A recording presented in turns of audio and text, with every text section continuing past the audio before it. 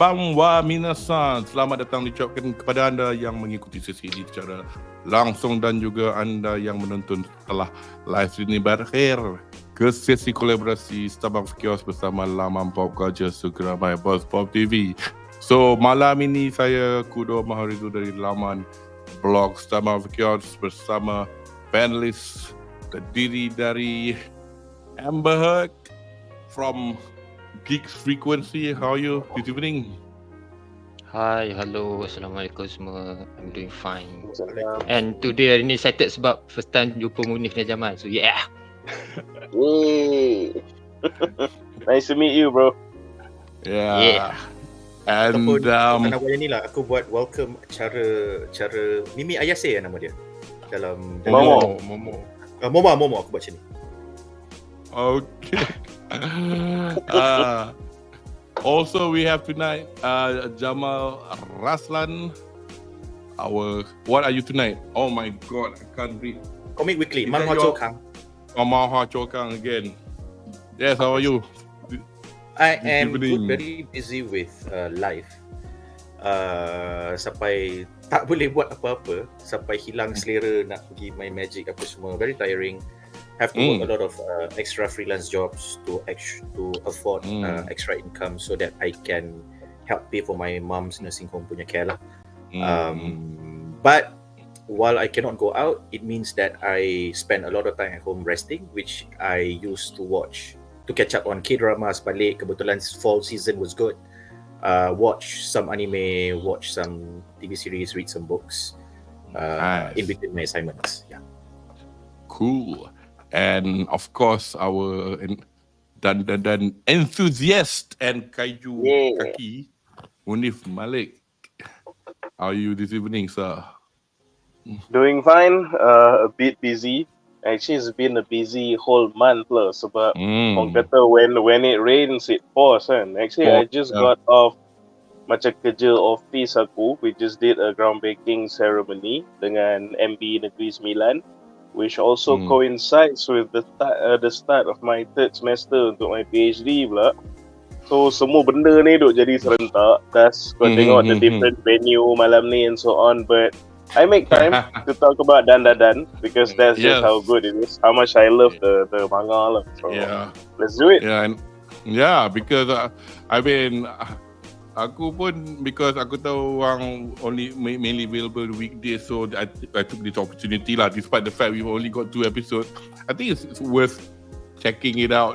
And for those people yang tak pernah dengar atau nak tahu apa DANDADAN is all about, so anyway, we're gonna quickly run down to the bits that pada anda yang menonton sesi ini setelah live stream berakhir.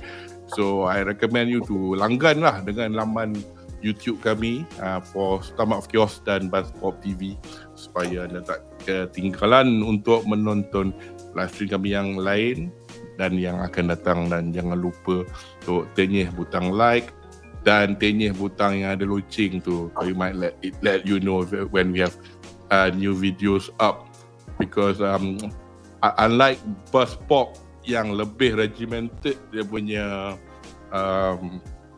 broadcast, the anime division is all over the place due to the fact that, I mean, people are busy, as well as the fact that not every season we follow X number of titles. But anyway, so sebelum is somebody offline? Jamal. I thought somebody went pop. Okay, somebody went pop. I will not touch the mouse for the next 10 seconds. Yes. Right. Anyway, so we're going to give you a short pengenalan on DANDADAN as an IP. So, how come is this? Kalau anda tengok kita punya thumbnail kan, saya tulis terlebih hype ke cerita ni? Because I got confused with dengan another title which I thought, how come DANDADAN dapat anime? Bukan hari tu they decided to take off the title. Either that was what Shueisha wanted to do, or I mistaken that title with Dandadan. But nonetheless, this title's been going on for a couple of years. I think it's 2021. Dia adalah merupakan sebuah manga nukilan a guy called Tatsu Yukinobu. Now, this guy is a bit shy. Dia gambar dia tak ada, tapi kalau pernah tengok, kalau anda ada TikTok, anda boleh ke channel yang run by Viz Media. There's a picture of him wearing one of those creepy looking masks, and he tells you lah which characters he like. Obviously, he likes Momo, like I do, but then again, there is a reason which we'll get to later why actually characters dia not just because I wear too cute ke apa, actually have got depth, endearing and blah blah blah blah. Itu baru 2 episod ya. First of all, just to declare, I have the manga, but I purposely didn't read it yet. You guys, Munif, you read the manga? Yeah. I've read it until the latest chapter. So this must be 150 plus or something like that. Yeah. Pada anda yang ni di Jepun, apa yang Munif describe tu dah, kalau tankobon dia 13. Tapi in English, physically, we've only got up to, I went to check at Kino just now, the 8th one the 9th one isn't out yet. The one with the fetish guy, dia buat macam tu pusing kan. Amber, do you read the manga at all? Or anime only? No, not at all. Anime only? Anime je, yeah. Okay, and Jamal, I presume might be, but then I don't know, you do read manga anyway, but did you read this? I will start later this month. I do not know how I managed to have self-restraint to not start the manga last week after watching the first episode. Aku macam, okay, I think this is something I should do, and then I will use the duduk rumah buat kerja punya excuse and burn 2 hours to read the manga. But somehow or other, I got distracted and I forgot about it. But I have a feeling that I will enjoy the manga.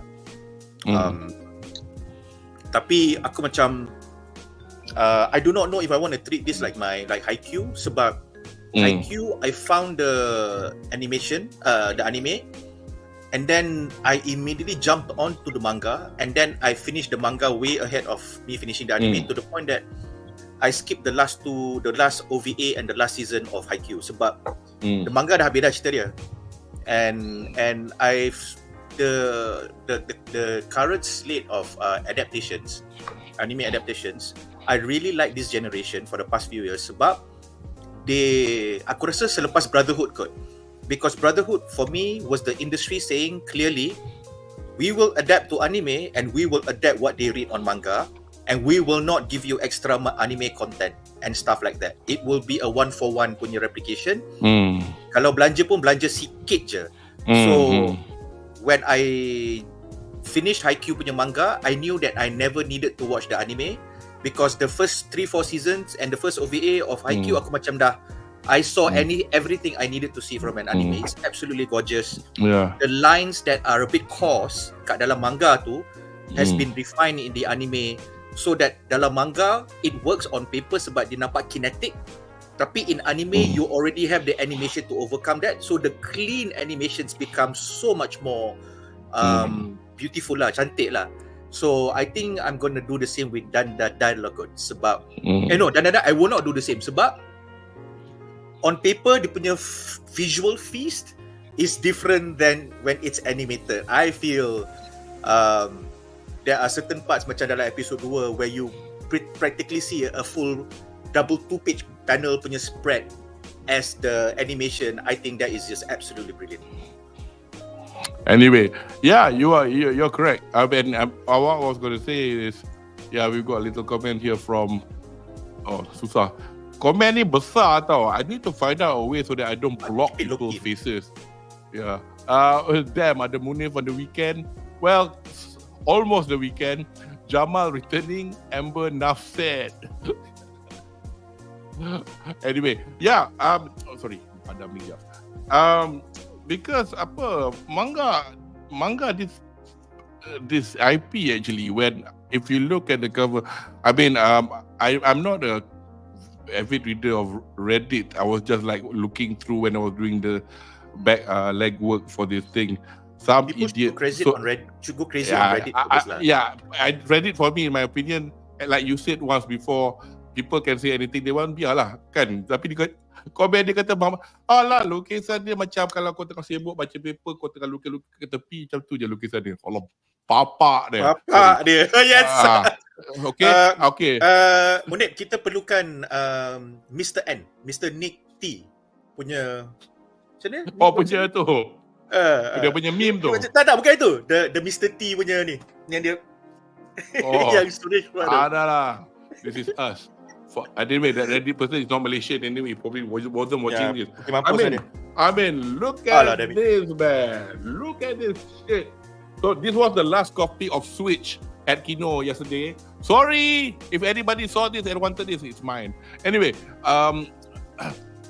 but this guy now, kau ingat dia ni, mesti ada pedigree lah, lukisan dia gempak kan. He's actually got a few works under his belt, but this was his proper title because he used to be the assistant mangaka to Fujimoto Tatsuki, which is on Fire Punch. Fujimoto-san sensei is obviously more commonly known for his work with Chainsaw Man lah, kan? Tapi he did during Fire Punch in 2016. Tatsu Yukinobu was an assistant, and he was also assistant to, ang tahu tak Munif siapa dia assist? Come on. Cristiano Ronaldo. Siapa ni? Takakura. Yuji Kaki Jigokuraku. Yo. He patut art style tu nampak lah. Sebab Dodo very elaborate drawing. Yeah. His other works are very like in 2010, as early as 2010, he did a 2-volume sci-fi shonen called Seiki no Rokugo, and there was also a 5-volume baseball shonen manga called Fireball, and there's a fantasy one-shot in 2015 called Kami-sama no Irumachi. Also shonen fantasy, and also in 2015 another one-shot shonen school romance called Renai Saibai Ho, which is about a mushroom-themed love story. Not drugs, but like awet dia rambut mushroom, blah blah blah. But dia orang tanya, apa pasal kau tak buat manga earlier than this? Dia kata tak, aku nak habiskan my experience as an assistant. So by the time he finished assisting Yuji Kaku on Jigokuraku, then he ventured out to do Dandadan. So another good thing about how Saru adapted this is because it's actually, bukanlah copying, but that's what a good anime should do. Bukan nak kata this mangaka's artwork requires improvement, but adapt it properly. Oh god, man, look at that stuff. But that's by the by. So, why is it called Dandadan? Actually, I don't even know. I was trying to look for it. Anybody got any clues or read anything? Because this guy's quite shy. He doesn't say much. But I do not know. But I think it's more like of a onomatopoeia macam. Aku tahu kat Jepun, bila diorang nak cakap tada, they don't say tada, they go jajang. So but dandadan probably like a noise or dandadan. Listen to the opening track by Creepy Nuts. Ada jawapan. Ya. Ada jawapan. Apa jawapannya? Tapi this was back in April 2022 on Reddit. So it says here that it is written on cover of volume 3. I presume the Tankobon volume 3 in Japan. It says Dandadan stands for Kaidan, Kidan, and Taikendan. So ghost tales, strange tales, and recounting tales. So the middle Dandadan, the middle da tu, I guess the end is disappeared. The end disappears because when you compound. Cakap laju-laju. You cakap laju-laju dia jadi dandadan. Lagi sedap pun dandadan. Nice one. Thanks for letting us know. We've got a few before we go on to the next bit lah, which is our most important thing. Habis dengan stack line up dia. Okay, sorry. Okay, oh yeah. We'll have a Q&A session. I will mark questions provided by chat.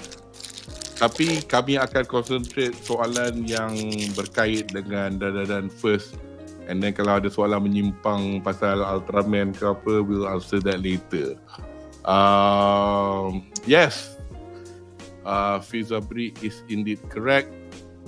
Anime banyak reference tokusatsu ini. And then don't worry, we've got Munif here to also explain a couple of things. Yes, we know that quote. One Faris. Anybody watch this on MUSE? MUSE Asia. Aku tengok ada Malay translation. Dia tak kata Winnie, dia kata batang terus. Aku So instead of Opai, no prizes to guess for you to guess what Turbo Oba-chan said in Malay. I was like, I wondered, is this that subtitler from Days of Your season 3 season 2 sorry. Itu at least dia tulis connect. Kenapa? Kita punya live stream ni not for kids, it's R15. Yang ni dia tulis batang. I was like, oi, kau tak boleh tulis anu ke tak apalah. Anyway, I hope when I go and see my nephews, sembang-sembang dengan dia, tanya, so what are you watching now? Lepas tu dia keluar, I don't know if you watch this, but I like it. Dia sebut dandadan, aku senyum je. Probably they will be watching it with the English subtitle. They probably will be talking about it. Yeah. Tapi sebab diorang tengok dekat TV besar kat rumah ramai-ramai. And I don't think they have Netflix on their phones, their devices. Because Netflix is only on a TV only punya ni. So I'm not too sure. Ya. Kau tak tahu, aku itu tengok 3 pagi dengan bapak aku. Bila Serpos tu datang dekat Momo, lepas tu like, hoi! Aku pun macam, aku tunggu je orang kat dalam group cakap, orang dalam group petik scene tu. Macam Mizi kata dia, banyak sangat, dah few people comment about it, I'm gonna watch it. Aku macam, I'm just gonna wait until you reach the last 7 minutes and comment on Momo. Lepas tu macam, he was quiet. Macam, okay. But I think that was, I can't imagine how that looked like on panels. As an anime, it looked pretty gorgeous lah, the way it was it was animated. But I can't imagine how it looked like on the anime, because that particular scene when she was abducted was if you look at the space of where that scene is happening, it is a small confined space. You do not see how big the room is. So when you are drawing it on the panels, you need to be able to give a sense of space so that any adaptation boleh bayangkan macam mana nak animate it out. But at the same time, how do you draw it with the action and the art style being so kinetic and so kejap besar, kejap kecil? There's a lot of dynamism in it. So aku macam, okay, sabar, because this is a manga yang I'll probably be like another Death Note for me lah. Aku duduk 3 hari aku tak buat benda lain. Aku just bangga all the way, you know. So Anyway, so R15 the discontinued motorcycle. Actually aku tak tahu sangat pasal motorcycle, so don't know lah which motorcycle that is. But yes, I think we'll go now to our usual section when we start sesi pembedahan, which is our reaksi satu ayat. Okay, I mean I'm biased, whatever. I know I did macam baca the manga for a couple of chapters, big like what Jamal did, because masa tu aku tak tengok chapter 2 which was last night lagi, so aku tengok lah, aku macam okay tak boleh relax dulu. But I mean aku tak tahulah, aku tak boleh kata tak suka, memang suka. Banyak layer kalau kita nantikan, you will see why I like it when we go on about this lah. So we'll give it to Munif. Why do you like this or hate this or whatever? What's your reaksi satu ayat untuk siri ni? Aku I guess kalau nak kata satu ayat tu, actually lega dengan dia punya animation quality lah. Really so to speak. Sebab aku ni selalu bila manga yang aku really like nak dapat adaptation, my biggest worry is that can the animation do what I read justice. So macam Jigoku Raku, Jigoku Raku dia punya manga dia tak ada cerita lah. Macam sebab tempat tu kan dia cakap Taoism, pulau mistik tu banyak bunga-bunga. Dia lukis ketul-ketul flower, so lah manga dia pun semua on the spread lagi, memang artwork dia memang gila babi. So although the animation tu it did its job lah with the adaptation, but honestly it doesn't do the manga justice tau. And aku bukanlah expect they do that verbatim, so it's just crazy hard to do. Or then you need to get Studio Ghibli ke apa to animate the whole thing, which is not realistic lah kan.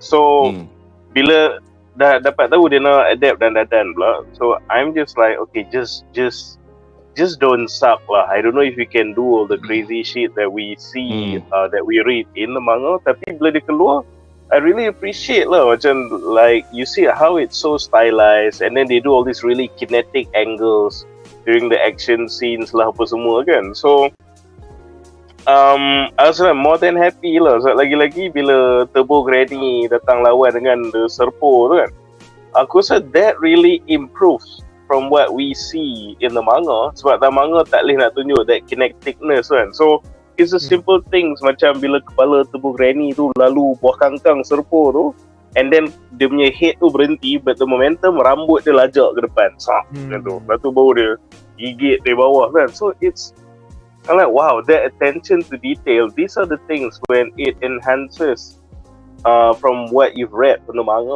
kan. So aku lega when I was just expecting, macam Jigoku Raku pun aku okay dah, just orang faham what they're looking at, orang just maybe like tertarik with the story whatever. But what they did is that, even though you don't know what it's gonna be about yet, orang dah tertarik with the kineticness and dia punya stylized visuals. So lagi-lagi episode 2 pula dia ada that black and white punya filter tu kan. So the fact that it also looks pretty make me very happy and hopeful that people akan suka this not only the anime series but then pick up the manga juga lah moving forward, because it deserves more love and attention. Seriously. Sorry, I was on mute. Have you heard of the studio for Science Saru? Have you heard of it? I think I have, tapi aku rasa aku tak pernah.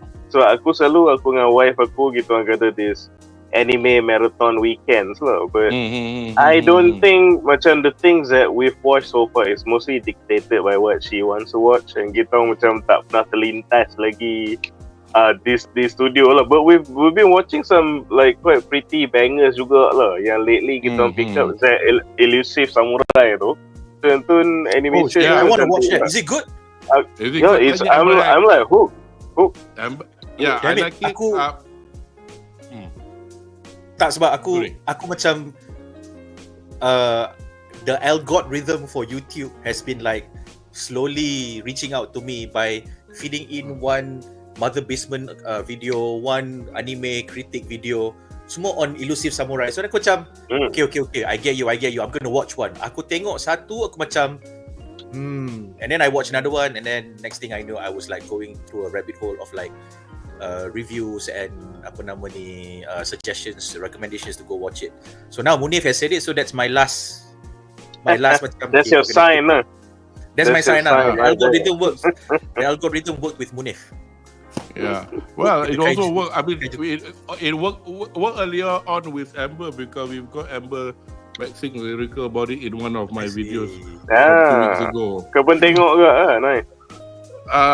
I mean, I knew about my IP, but I didn't have time to watch it. But I knew it was beautiful. But Amber watched it, and he was explaining about it. And you have to bear in mind. Sorry, aku tukar sekejap kamera because aku tengah cakap. It's by Yusei Matsui, which is the mangaka for Assassination Classroom. And if you read the manga, I've not read it. If you've seen the artwork, it's a beautifully drawn manga. So I think, macam of late, like I think it was Jamal just now was commenting that I think in this day and age, there is a wealth of IPs out there in which dari manga pun dah cantik, and then studio pun dah pandai adapt. And hopefully we'll, with the dwindling of all this, the current big shonens, other than One Piece, like MHA ke, Jujutsu Kaisen ke, semua dah nak tutup kedai dah, atau dah tutup kedai dari manga punya perspektif. So what's up now? These are the upcoming. So reaksi satu ayat, Amber, for Dan, please. Untuk Dan ni, aku nak petik balik apa yang Kudo cakap pasal Shikano Konstantan. Kalau korang need to have your substance untuk tengok cerita tu, bila nak tengok Dan ni, double up your substance. It's wild, it's trippy, gila. Aku tak expect cerita ni macam, aku tak tahu lah, aku rasa aku tak pernah tengok kot anime yang ada like dua distinct konsep supernatural dengan extraterrestrial dalam satu anime tau. Aku rasa kalau supernatural dia supernatural je, kalau alien dia alien je. Aku rasa aku tak pernah tengok cerita macam ni dalam anime kan. Maybe ada aku just tak pernah tengok lagi lah. And animation untuk Dan ni, waktu first time tengok trailer dia, aku tak cam sangat dia daripada anime apa ataupun dari studio apa. Bila tengok first episode ni, terus teringat Devil May Cry Baby.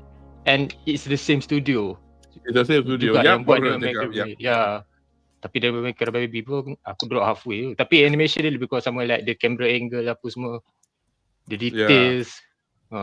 So aku macam, I hope I didn't get this wrong, but if you've heard of a director called Yuasa, Masashi Yuasa, he's kind of seangkatan dengan geng-geng Shinkai, seangkatan dengan geng-geng the guy that made the Mirai, the guy that made Mamoru Hosoda, that's it. Because he coming back to Yuasa and a Korean chap called Yoon something created Science Saru, and thus far that I've seen lah, macam ada satu wayang tu aku tak tengok lagi. Oh god, this is embarrassing. I will let you know what it is later on in the description below. It had okay, ini bukan pasal nak sokong wokeism ke apa. We take things as it is. Because in Japan, if anybody listens to J-rock music, there's a band called Queen Bee. Some people may go because dia punya vocalist dia transgender. It's a half black, half Japanese, least-looking person who can sing as high as a girl and as low as a boy. You would have listened to his voice or punya voice on Dororo, the second incarnation of Dororo. Obviously, the first incarnation is 1967, the one that's done by Twin Engine. Suara dia ada dalam tu. Violence on Chainsaw Man, suara dia dalam tu. Dia garau tau, suara dia, and when dia nak buat, tapi dia boleh buat suara dia suara awet. It reminds me of if you've watched Fifth Element. Kau ingat tak the Frosters, the blue alien yang tangan yang she had all the rocks in her stomach. Suara dia boleh naik turun. It reminds me like a human version of an alien who can like sing. So anyway, coming back to that Science Saru film, because it was about a singer, set in the medieval Japan, and the lead singer was that vocalist from Queen Bee. So because aku tengok trailer tu aku macam ni sure Ustaz suara dia familiar. Tengoknya betul. But yeah. Oh, and they did a couple or one of the episodes in Star Wars Visions, the first season. So I think it was the one yang ada this little robot that had lightsabers. Cerita dia quite poignant lah. That was a Science Saru episode from Visions. Again, I will put it down in the description later on because ini off the top of my head saja. So yeah, it's quite a good studio. So hats off to them for adapting this crazy. Okay. Of course, and Jamal, your reaksi satu ya.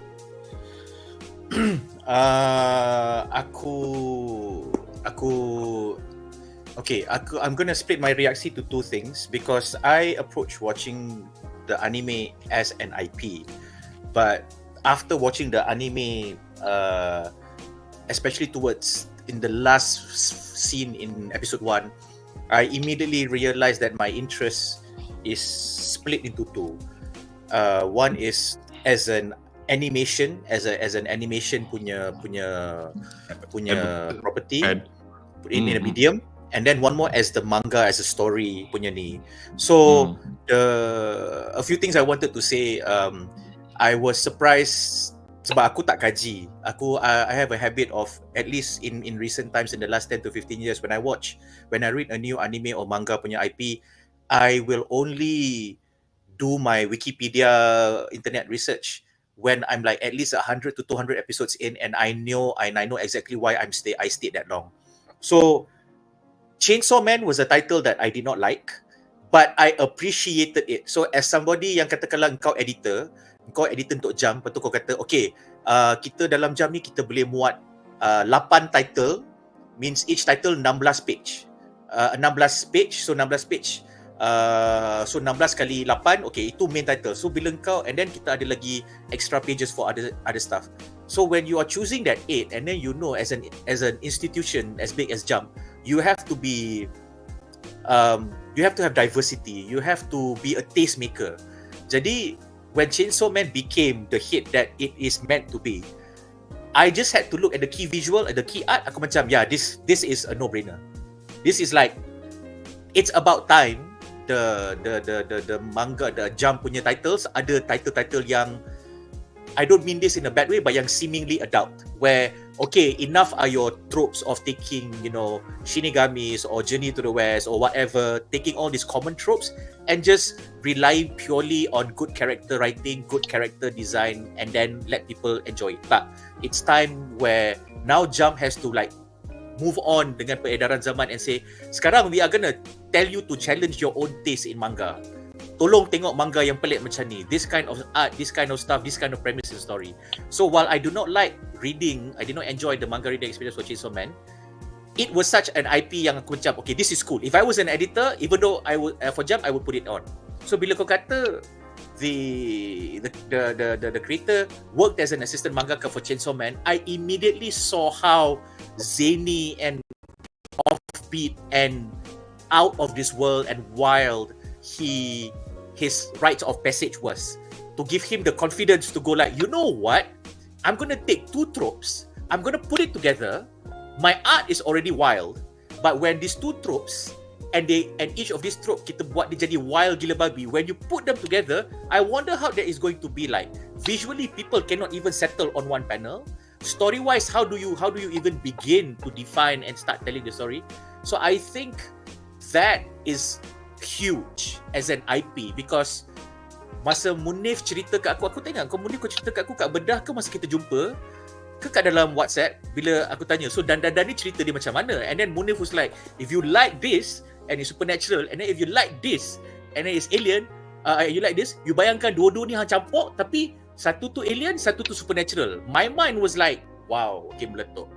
So macam Amber cakap tadi lah, you do not get this. You get a lot of very experimental Japanese punya IPs, but there always will be, okay, within supernatural or within a trope, within a genre. You don't get this kind of mix, and not just you get it, but you execute it so well. So Chainsaw Man, is a very westernized idea, but only the Japanese can execute that, because you cannot do something, you cannot draw a character with the fucking saw coming out of his head in an American comic punya standard paneling punya style. It's never gonna work. People are gonna go like, where is his pose? How is he going to work with the saw sticking out of his face? You know, how is he going to interact with this environments and the surrounding? But you know, manga can make it work. So as an IP, I feel that this is hugely interesting. And if it's a precursor to a new big three, yang macam as recent as, say for example, One Piece, Bleach dengan Naruto was around, the big three was pretty much still what the 90 anime big three was, cuma better. This might just open the door to like, okay, now let's stand by guys, our big three is going to be like really odd, because only the Japanese can do this. So from an IP, aku rasa benda tu cool gila babi lah. And then masa kau tengah cakap Amber dengan Munif, I was just going through Wikipedia for Dandadan, and then bila Kudo petik Yuasa, I then understood why he was chosen to be the guy to helm this shit, because his works as an animator is the right mix. So this is for Munif, Mamat ni dia buat Chibi Maruko-chan, dia buat Doraemon, dia buat Video Girl Ai, which if everybody remembers at the early mid to mid 90s, it was the start of like, okay, cerita dia pelik dia trippy sikit, tapi masa tu the most trippy that you would do is Matrix Animatrix, at least in mainstream animation. So Mama ni buat Video Girl Ai, dia buat Crayon Shin-chan sampai sekarang, and dia animation director and storyboard artist. Okay, so bersepah Crayon Shin-chan dia buat. So his sense of comedic timing, not to make people laugh but to make people is so evident. Because macam Munif cakap, masa nenek lampir tu pergi kat bawah celah kangkang, dalam panel hang nampak dia pergi bawah celah kangkang, tapi bila tengok anime, rambut tupi, that sense of dramatism visually in an animation sense, you can only get if you faham timing. Tak kisahlah humor ke, drama ke, you have to have a sense of movement, have a sense of pacing to know that boom, dia jadi macam tu. So his titles here are awesome. Selain daripada itu awal tau, itu baru 90s. When you go to the 2000s, dia buat Samurai Champloo as a key animator. Dia buat, even though this is one episode, dia buat Lupin the Third. So if you watch any Lupin, you know that very nice soft Ghibli lines. Aku dengan Munif makin suka benda ni. Kalau macam hujung seluar macam tu, kalau hujung rambut dia macam tu, those things are like the hardest thing to get right, because you need to have a very good feel for the character punya movement. So Lupin dia buat apa lagi? Spy Family, dia director and storyboard artist for the opening sequence. Filmography dia buat Space Dandy. So the moment you know this guy did Space Dandy, then you go like, okay, patutlah Dandadan feels so good as an animated product. And when I first watched the title sequence, which I really love, Munif dok pasang ni, this part masa Momo tengah nari-nari tu, that movement on a weekly anime yang outside of title sequence, you tell me bila ada? Tak ada. And in this title sequence, dia punya mixture of art style, treatment, effects is so wild. It is basically kita tengok Spider-Man Into the Spider-Verse weekly, because where else can you get that mix of so many different art styles seamlessly blending together, which was already proven by the page first as a concept. Lepas tu you get the right animation director yang earn his keep atau earn his spurs as a storyboard artist dulu. So this dude Yuasa ni, he understands how to translate panels into scenes because he's a storyboard artist. You cannot ask for a better guy to be in the team to adapt shit. So terus dia macam, wow, I've never seen art like this. Now let me go wild, let me go ham. And I think that is my reaksi satu ayat. I feel that this is aku tak nak lah cakap besar ke apa benda ke. I'm like 2 episodes in and I'm like, what? my favorite part of the anime is masa mamat sumo, alien sumo, whatever yang jadi besar tu. Perasan tak Munif? Yang scene hitam putih dia tengah terbakar tu, yang I won't be surprised if it's a 2-page spread on the manga. I won't be surprised. Yang dia tengah terbakar, lepas tu semua hitam putih je. But that ink is as if to say, you know, Takehiko Inoue tengah lukis Vagabond, kau animate Vagabond tu. Every fucking ink stroke tu kau animate. That was how I felt watching it. I'm like, if this is how this guy animated this shit, God, I need to see the panels where he's animating it from. Because Mama tu probably dia akan tengok page tu macam mana lah aku nak animate lah ni. Satu, Jamal. One thing I like to add like some things to the things that you said lah. Satu pasal, you know, who are the guys tasked with like animating this project, and then about the genres that they have to melt together apa semua kan. So aku rasa memang you know, you talk about like Shinchan, Chibi Maruko lah and all that kan. Yeah. So you actually see why this particular set of skills is useful for dandadan, sebab bagi aku lah, it's a smart decision to make it very stylized and sometimes a bit whimsical juga, disebabkan macam tadi yang ni semua orang pun nampak lah yang dah tengok 2 episodes, yang benda yang kita pun dah berulang kali cakap, it's marrying, you know, sci-fi, UFOs, alien, and also benda-benda mistik macam hantu and curses and all. But here's the thing, this is the first 2 episodes. As the story goes, aku just nak tambah di sini, there's gonna be another, macam mana? It's actually not just these 2 things. Kalau aku boleh categorize what genre are they covering dalam dandadan ni, I can just say it's basically no holds barred. Itu sebenarnya. Just bukan sci-fi and mysticism. It's no holds barred. Anything goes. Sebab apa? You're gonna see cryptozoology dalam ni sekali. You're gonna see cryptozoology. So you... Mute. Tak, aku nak interject sekejap je, because it was funny that you mentioned that, because it's as if there's this one part in the first episode dia dah nak screw up the whole thing, yang when you said no hold barred, when Serpo Grady came up to her Momo's phone, and Serpo like, what is this? We don't even have this technology. Itu baru episode 1. Satu. So what I meant was that the first 2 episodes, you seeing the marrying of these very 2 different genres, mysticism dengan sci-fi. So with that pun kita dah nampak, okay, kenapa they got these animators to do this very, you know, stylized kind of visuals to marry these 2 completely different things kan. But then as we go, you're gonna see even more kenapa they actually kena buat dandadan ni very stylized, because it's actually not just these 2. It's no holds barred. Anything goes. So, macam aku kata tadi, there's gonna be cryptozoology tu. So you're talking about ada alien, you're talking about ada hantu, then you're talking about ada Mongolian death worm, ada lah Nessie lah, apa semua benda ni yang, you know, urban legends, myths, earthbound monsters campur dengan alien sci-fi and hantu. So it's actually, when you look at the full scope of the things yang dia akan cover, then kau realise them, memang dia tak boleh pilih satu style, mampus. So it has to be very highly stylized, whimsical, a bit detached from reality, tapi somewhat tied to it juga. Then all these flavors will make sense.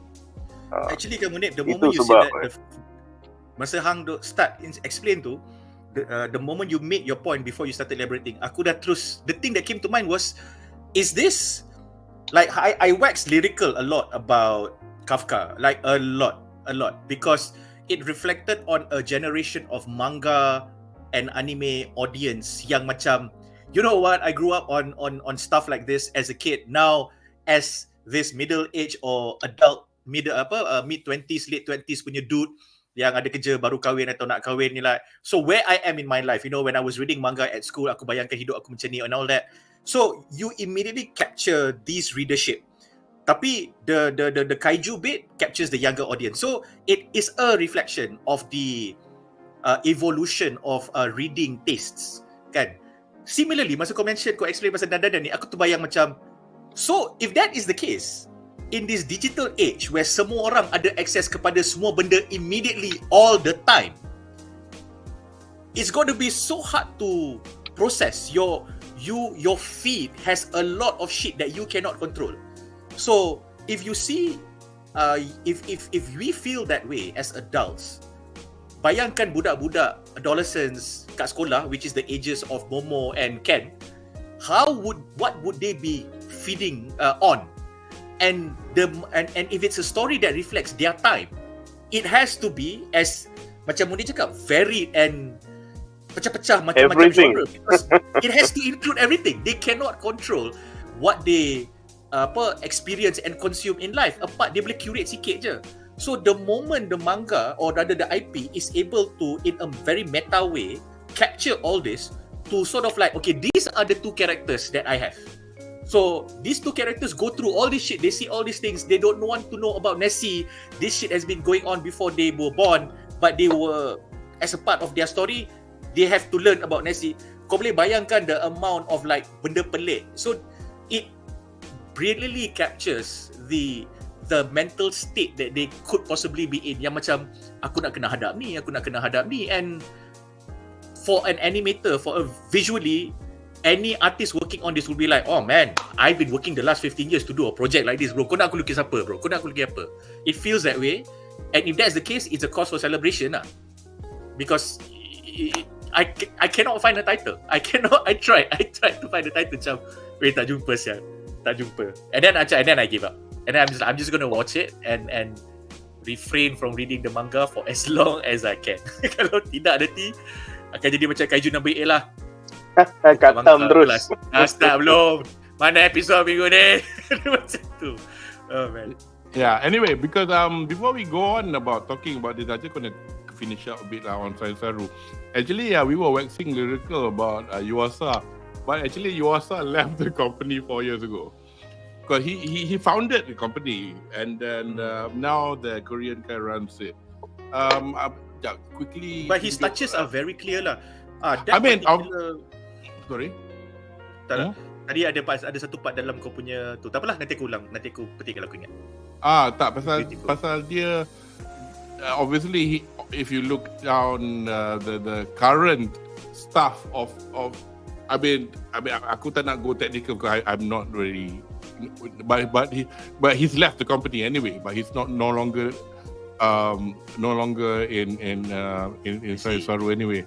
Yeah, because for example, take Yamashiro Fuga, being a director and episode director storyboard, so this is the guy that's doing it. Kimura Eriko, aku kenal dia pasal dia apa, if you've watched the NHK documentary that followed siapa tu, our Ghibli friend Miyazaki. Ya Allah, Hayao Miyazaki. She was in the meeting when they were trying to figure out who should we find to voice when they were making When the Wind Rises, the main character's voice, and because they had lots and lots of proper actors, because Miyazaki don't take seiyus, he takes actors to voice the characters, and then they were like jokingly, Toshio Suzuki, his counterpart in Ghibli, they look at him, hey, kita panggil Hideaki Anno, macam if Nazir was here, he will be like rolling on the floor crying because he hates this guy. He's the director for Evangelion, and when he said that, and Anno was in Miyazaki was in agreement, you should see this woman's face, because she's pretty much, she did quite a lot of sound directing for Ghibli punya studio punya kerja, and muka dia kan dalam video tu macam aku penat pilih semua orang pelakon-pelakon ni, satu pun kau tak suka, suddenly korang kelakar-kelakar sama kau, panggil brother dia. In the end he got the job anyway. It was so funny. If anybody or a fan of Ghibli watch that documentary, if it's not the 10-year, it's the other one. In fact, yang there was one documentary from 2023 which is about 2 hours long. Oh, ni sekejap je, ni bukan, it's just like a little point that I make. I mean if you've read, as anime fans, korang baca Twitter kan, then you get some shit poster going, bising lah kau bukan tahu lukis apa-apa pun. Suddenly persons like him will go screen cap the opening credit for Dandadan, go, aku lukis benda ni. This was the dude ke? No. Yang famous one. Yang famous punya bukan dia. Yang famous punya One Piece. One Piece. Ya. Lawak gila. Dia kata, aku bising lah. Dia kata, aku tahu lah boleh cakap. Dia kata, the screen cap and ending dia, kau nampak nama aku tu. And then nama dia sebiji dengan nama dekat Twitter. Aku cakap, betul orang lagi. Just because you are a foreigner. This is also another thing that I tell younger people like in Malaysia, go ahead man, go ahead, you can do it. Learn some Japanese also lah. You may not need to go to Japan even, but if you're good, you're good. And it's quite good to see this kind of people out and about in the industry, contributing to anime just because you're not Japanese. If you've got the chops, I've seen Arabic names, and also I've seen studios based in Bali. Kalau korang perasan, beberapa kali aku nampak PT Ubud. Kau pernah tengok, Amber? Pernah dengar? Kan Indonesian company ada PT kan? PT Ubud Studios. Flipping heck, kerja dia buat macam in-betweening job ke apa, tapi they get big name punya. Aku cakap, terrorist ke? So, bukan nak kata kita sebagai Malaysia tak ada benda ni, tapi there's a way forward, man. There's a way forward. Of course, we are proud with our Malaysian animation. Kudos to them. But it's just that if you are Japanese, say for example, slanted, rasa nak buat kerja macam tu, there you go. It's possible. So let's quickly go lah to the main section of the discussion, which is pretty much segment seterusnya. Aku sepatutnya to the eagle-eyed among you, you may have noticed a few changes, very minor changes to the anime division page. Nak kata no prizes for guessing, sedih sangat pula. Tapi nak kata prizes for guessing, aku tak ada prize nak bagi. But I'll give you an old video in the meantime untuk segmen kita seterusnya.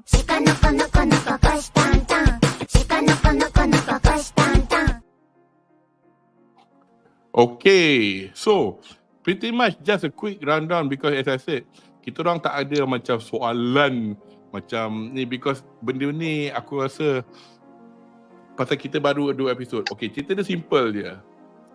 Cerita ni cerita cinta tapi berlatar belakangkan occult atau supernatural. Macam ni lah, science fiction campur hantu. Tapi ada cerita cinta. Tapi cerita dia, karakter dia macam sangat inilah X-Ray Jepun. Jangan cakap kat Aziz Osman sekarang dia buat don. Oh my god. So sebab aku boleh terbayangkan Ustaz Don ada, lepas tu segala pun Don dalam Abang Fazil semua ada. Lepas tu dia buat Don. Kau jangan weh. Because kalau arwah Mak Khalid ada, that might just be gold. Like that might just be gold, bro.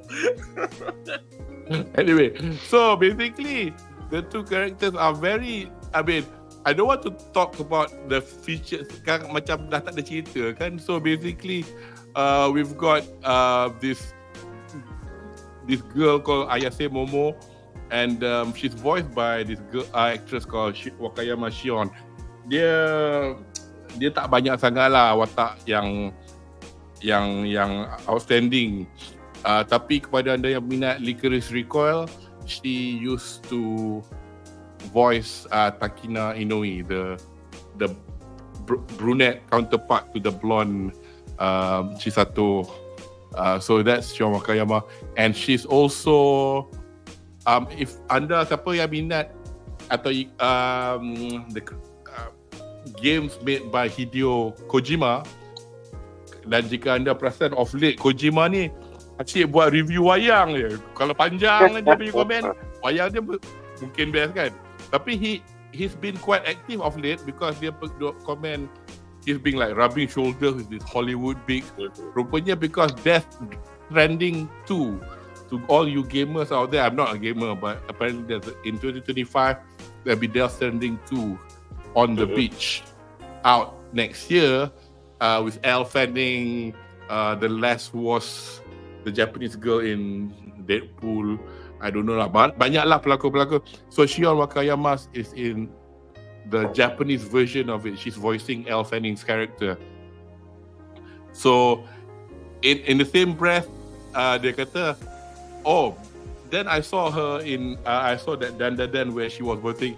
I really like it. Biasalah macam giving the Kojima approval, which goes to show kalau Kojima suka, this is not a dirt, man. And just a quick one, his passion is movies, sir. His actual passion is movies. Dia buat game, tapi dia sangat teringin buat movie. So satu game dia jadi macam movie. Patutlah game dia banyak cinematic. In terms of how he tells the story and sets it up. Design. If I'm not mistaken, he even like under dia punya name lah. He even established a production studio and maybe not try his hand with small film projects first lah, to see how that goes. So if he suddenly menjadi buat movie full time, we're gonna see some crazy stories, man. So hopefully that pans out. Of course, with a love story, we need pasangan, and I'm not gonna go into much detail yet because this will come out in our discussion. Is the deuterogenous Okarun, the boy, and his voice by, if you boleh dengar lah suara dia, tapi he sounds like a very young version of it himself. He was voiced by Hanai Natsuki, the voice for Kamado Tanjiro. So yeah. So we'll just talk about the two people first lah. Amber, what are your thoughts on these two characters?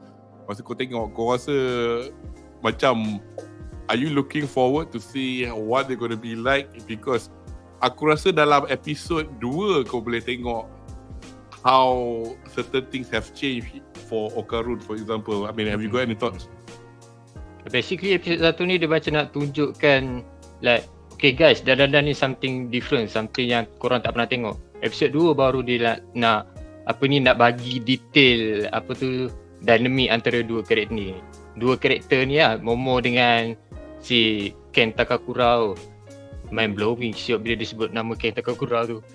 Awal-awal dia macam aku fikir untuk karakter ni kan, Okatku ni, aku tak tahu lah, awal-awal macam aku tak suka siap karakter ni, aku rasa nak rembat dia. Tapi bila dia waktu dia datang, bila dia dah kena possess dengan turbulen ni, dia datang nak try to save Momo, yang dia cakap, aku akan selamatkan kau apa semua, trust me apa semua kan. Aku macam memang ni style juga sebenarnya kan.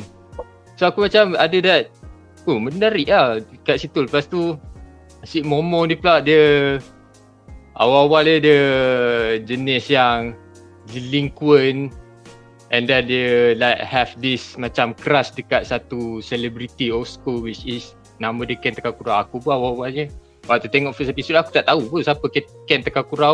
Lepas first episode tu barulah orang sibuk cakap okay ni celebrity zaman dulu. Aku macam pelik lah untuk seorang budak sekolah minat untuk pelakon zaman 50-an 60-an. Aku macam what the hell, pelik gila benda tu. And then dia pula out of nowhere tiba-tiba macam waktu Okarun kena bully tu, dia tiba-tiba duduk kat depan dia macam protective sama. Okarun pula, the only reason kau buat benda ni kau suka aku. Aku macam what? Macam tu je kau boleh expect orang suka kau. Aku macam okay, bila dia cerita backstory dia, aku tak ada kawan apa semua, okay lah, boleh terima. So aku suka dua dynamic karakter tu bila diorang bawa bila diorang ada this power apa semua, and then diorang dah ditangle apa semua, like kat aku ni kena ada Momo, kalau tak dia tak boleh kawal power dia apa semua. Aku suka benda tu lah. So aku macam, aku tak tahu lah cerita ni dia punya direction ke mana. Macam kalau kita tengok Demon Slayer ke Jujutsu Kaisen, kita dah macam dah establish ada villain dia tau. Tapi macam cerita ni nak ke mana? Like basically alien dengan that ghost entity, supernatural entity tu bergaduh sebab Winnie. Aku macam, aku jadah cerita ni, mana direction cerita ni. Tapi bila tengok episod dulu macam, okay, ni memang something yang aku tak pernah dapat tau sebelum ni. So aku macam lagi looking forward untuk tengok benda ni. Ya. Tak ingat. Mute.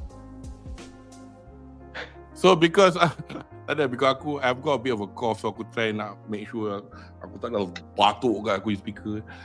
Ni apa macam like kind of like I didn't even expect people like yourself know who Ken Takakura is, because he died 10 years ago. Masa tu he's 83. Tapi I sebagai apa, what you call it, yang ni ke? Kan, I mean she was attracted to him because of the fact that he actually uttered a line that Ken Takakura apparently used, but I still cannot find out which film it was from because dia kata Jibung Bukio Deskara. Well, that's the original line, tapi Hanae Natsuki said Jibung Bukio Nande, which basically means I'm an awkward person. And then masa tu dia macam Momo macam aku tadi aja tak ingat nama, tapi nama kau apa? Takakura Ken. Dia muka tukar siapa tu, belakang meletup. I thought that was the most beautiful thing ever. It's like exactly. Aku terus message Munif macam, wow, pay off gila babi. Like you see that coming. So but this is how beautiful the story was written. It's Spark. Tapi bro, itu bukan spark bro, itu explosion bro. Dia spark bro, tapi explosion. Because macam everyone was saying, how is this 14-year-old girl? Okay, the story might be set in 1980, but she's got a mobile phone, so it has to be set current time.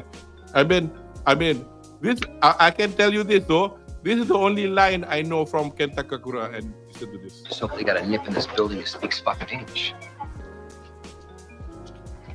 Assistant Inspector Matsumoto Masahiro, Criminal Investigation Section, Osaka Prefecture Police. And I do speak fucking English. Macho. Macho style. I mean, I watched that as a university student in the 90s. It was a fantastic film. Aku tak melawat Jepun lagi. And then bila kau No, it's Black Rain. It's with Michael Douglas, Andy Garcia. Pardon? That is like a lineup, man. A lineup and a half, bro. And then the heroine was Steven Spielberg's current wife, Kate Capshaw. And then the Japanese actors were Ken Takakura, a guy who died quite immediately after the story, who became the bad guy. And then some big oyabun guy. I mean, kalau kau pernah tengok wayang Jepun, kau kena yang wayang gangster, diorang pakai the same. Biasalah, casting director diorang based in Japan is pretty much uses everybody who's in a Yakuza film lah. So, ini just a quick trivia. Macam for example, if you've been to Osaka before, in a place called Dotonbori, where all the food that you can eat is on that particular street, dia macam tunjuklah kereta polis semua line up. Aku bila kau visit in real life, benda tu pedestrianised. Macam dah polis je kereta ada kat situ. But anyway, that's how long time ago it was lah, the story was. But Ken Takakura, for me, yes, I know fucking English. And another thing to watch for him in that film is also him singing lagu siapa, the black blues singer yang buta tu, Ray Charles. Baby, it's alright. If you know that song, you need to see Takakura sing that song. And his other Hollywood film is called The Yakuza, directed by Sidney Pollack in 1970 something. And he's got a whole host of Japanese films if you are into Japanese cinema. But I really do not know how to. Aku cari, aku pakai kanji ni, aku copy, tulis, wayang mana. I cannot figure out. So if anybody in the chat knows, can update us where that line is from, I'll be quite interested to know. The nearest to it was a comment on Twitter where they had a picture of Ken and the kanji written, but then somebody could have easily printed it on the screen. So I do not think it might be real, it might be from another film lah. But yeah, tapi itulah, aku masa tengok episode 1 macam, asal nama dia Okarun rupanya? Oh, pasal ni lah kau tak panggil Ken Takakura. No, because of that she refuses to. So I'm waiting. And one more thing, korang perasan tak? Bila dia jadi the turbo this guy, he changes his personality a bit. Dia macam hero handsome like Amanda Kusen. I'm depressed. Apa? Tapi it's like, I love it, man. Anyway, sorry. Yeah? Okay.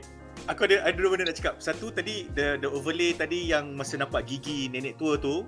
Yes. Every time that was the biggest reason. That was the first reason why I macam dandadan ni macam cool. Because macam aku suka orang yang gauntlet dan aku suka orang yang ada mask besar macam tu. Yes. Dan benda tu kan pada aku adalah macam them doing a better version of Bleach punya Vizier dengan Hollow. Aku rasa lah. As much as I love Taiti Kubo punya design, fucking brilliant designer. Anyway, masa kau cakap pasal dia punya attitude tu kan, if Sakura and Hinata was there, betul kan? Mesti Hinata siku Sakura. Mesti kau wish Sasuke macam tu kan? Lepas tu Sakura akan sentap. Diam kau. I have a feeling because he captured. It's edgelord, but there's a lot of like irreverence about it. Edgelord ni kau tak boleh poyo. Kau kena irreverent. Baru edgelord. Kau bukan irreverent sebab kau edgelord. Kau edgelord sebab kau irreverent. So that dude, bila dia nak lawan tu macam macam ni aku nak kena menang kan. Tapi kau tahu dia bukan macam aku nak kena menang kan. Faham tak? So it feels like macam swag dia ada risk lah basically. So aku rasa kau cakap swag in the Japanese dialogue, semua perkataan dia kan. Itulah pasal I was laughing. Aku macam, wait, cerita ni masuk. Okay, I think if there's one word that I would use to describe this shit, one Faris made a dia point masuk. there. Aku tak tahu how. I do not know how, but you know how Japanese and Korean food menu can be weird sometimes. Tapi masuk. Yeah, this is one of those shit. Masuk Anybody got any comments with regard to one Faris? I think somebody mentioned this as well. I mean, there's a few references. Aku tak pernah sempat tengok, so aku tak boleh nak comment. Anybody? Maybe main character itu kan, mas gigi tu kan. I see. Ni lawa tu. Dah lah dia pakai spek. Macam, yeah. Tak, the only reference waktu mula-mula tengok cerita ni Mob Psycho. Terus waktu Okaku sampai dekat terowong tu terus teringat Mob Psycho. Yes. Mob Psycho for me was one of those titles in early 2000s yang macam cerita ni trippy cerita ni pelik so tapi aku tak pernah tengok, even though it is always in the critically acclaimed things that you should have watched in the 2000s punya decade. Tapi aku macam I think it's too late for me to go back or whatever lah. It has that vibe, tapi very zany lah, macam wild sel benda ni, and you are not on substance yet. So macam bayangkan kalau kau on substance, lagi pelik tu cerita ni. Aku rasa kita need the substance once we, as Munif was saying, when we get all the other characters. Cop. Ke sebenarnya Munif sekarang ni macam Mark Ruffalo dan Bruce Banner kat dalam Avengers I'm Always Angry kan. Ke sebenarnya Munif sekarang ni dia dah perma substance. Kita je tak tahu. Tapi dia macam I'm on it already man. 127 issues ago. Sebab all the shit yang aku dah baca kan. Dia macam kalau dia macam ni lah, kalau nak bantu orangnya anticipation, expectation of the show ni. Kau pernah tengok the Cartoon Network tu yang apa regular show tu? Kau pernah tengok cerita tu? Apa dia? Jamal? You've heard of the cartoon regular show?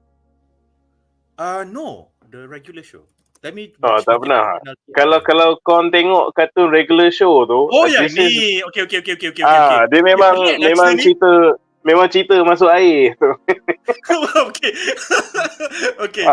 Kau pernah Dia tengok masuk regular air, show kau faham? Dia masuk Sebab air, dia tadi- menyelam, baju buat air ke dia masuk air batu? Sebab tadi dia pun Sebab- related dengan apa yang Amber cakap tadi lah. So tadi Amber kau tengah speculate macam what is the structure of the story kan? Macam dia ada overarching villains ke? You know what's going to happen, what's going on kan? So cerita ni memang dia macam X-Files, macam Supernatural. Dia macam every episode they can discover this, you know, ni urban legend, cryptozoology, deal dengan UFO, deal dengan hantu apa semua. So dia macam tu lah. Dia every episode is macam something new and something crazy and something from a host of genres kan. Cuma dia akan ada lah reoccurring punya villains ke, characters ke, and then ada setengah halangan tu maybe yang susah sikit, will take a lot more episodes than the rest untuk macam dia resolve. So dia ada a continuation of the story, but it's also one of those IPs yang macam kalau contoh kau tengok Gintama kan, kau just tiba-tiba tengok daripada chapter 200 tapi macam kau kan terhibur, kau tak rasa macam, you know, as opposed to One Piece, kalau kau tengok one episode tengah-tengah kau tengok Skypiea without context kan, tu benda tengah jadi. So macam yang ni dia macam that regular show lah. Dia ada continuity, but at the same time you can just enjoy the madness in every episode on its own. Tu pun dia very fun. So dia tu lah, kejap cryptozoology, kejap hantu, kejap sci-fi, UFO, mecha pun ada, macam-macam ada. So that is the structure of the show, so to speak. I like how self-aware it is when tiba-tiba for some unknown reason, and I think as people, young or old, we can relate to this moment. Macam you had that genius moment where macam tanta benda ni macam ni. So masa sumo tu kata, wait, he's a sumo fighter. Lepas tu, and then they went, so his hands cannot touch the ground. And then in a moment of acknowledgement, you are a genius. Aku macam, okay, I want that humor. That is cute. That is cute as fuck. Sebab kalau benda tu gagal pun, you can imagine as a writer, when you arrive at that moment where the two characters are interacting that way and the characters are writing themselves, dia akan macam, sumo dia ni rupa macam sumo. And then like the other guy will go like, the first thing that he will think of is that, so dia tak boleh pegang tanah lah. And then macam there's a moment, and as a writer, when you get that moment, you feel very energized, very spirited. Sebab macam, shit, I have a genuine character moment yang aku tak tulis pun. The characters wrote themselves. So even if their plan to make his hands touch the ground fail, then the character would just react, it could have been a genius moment. But because it did not work that way, then the characters reacted macam, it was a genius moment. So it's a very nice example in the thick and thin of the first episode, of the second episode, where you see the characters interact previously on a very unequal footing. They arrive at the friendship in very unequal footing, very opportunistic. But that was the first moment where they go like macam, aku acknowledge kau acknowledge aku. Aside from the fact that she started controlling him, that was a moment where macam, okay, there's pure interaction. It's not like I do something for you, you do something for me. Which, if you take into the context of the whole scene, diorang nak kena selamatkan diri lah, lepas tu nak kena fikir macam mana aku nak lekat balik, tampal balik seal tu. It's like, kau budak, tapi kau tak bodoh. Tapi kau still budak, tapi kau tak bodoh. It's a very nice way of showing without overwriting the characters. I don't. It's a very difficult thing to do. It's very difficult thing to do. I think Kaiju number 8 does it quite well, and with anyone interacting with Kafka. So, but that was a sangat cool moment. Aku macam gelak, terbahak sekejap. So kepada anda yang figuring out what Jamal was actually saying is because in sumo, and if you remember in episode 2 bila kita nampak the UMA, this is one of a few things that I just learned from the bloody story, because satu, they don't call it UFOs anymore, it's all UAPs, unidentified anomalous Anonymous? phenomenon. And then, so what is this big monster yang macam sumo ni? Yeah, it's an alien, but it's more of a UMA. Rupanya bila aku check kan, UMA tu dia actually buat bracket JP, unidentified mysterious animal. But anyway, pada anda yang mungkin pernah tengok sumo, you may, so probably if you were Japanese, you probably sumo macam Rikishi, because dia ada, when they start kan, they do things like this where they show that they don't carry weapon, and then he was wearing the getup of a sumo wrestler anyway. But you were saying they were like, agaknya macam later on dia cakap, sumo kalau nak menang, kau kena tolak kau punya opponent beyond the border of the ring, or as what Jamal said, kaki dia tak boleh kena keluar daripada ni. So bila dia jatuh tangan ke apa jatuh badan, you're dead. So tu lah diorang fikir. So the only way to make the tangan kena lantai, dia kena jatuh lah, kaki dia kena naik lah. So but I'm just putting a picture of apa sumo moves in there. But actually I want to go to Munif actually, because I don't think I'm matching it with anything on the site, but yeah, obviously after the first walaupun baru pertama kali jumpa in the first 15 minutes of the episode, kau rasa diorang dah married couple dah lama dah. Kau ingat tak masa kawan you are kan, and also that, okay, ni on the side again, because when I saw the character designs of these two girls, friends of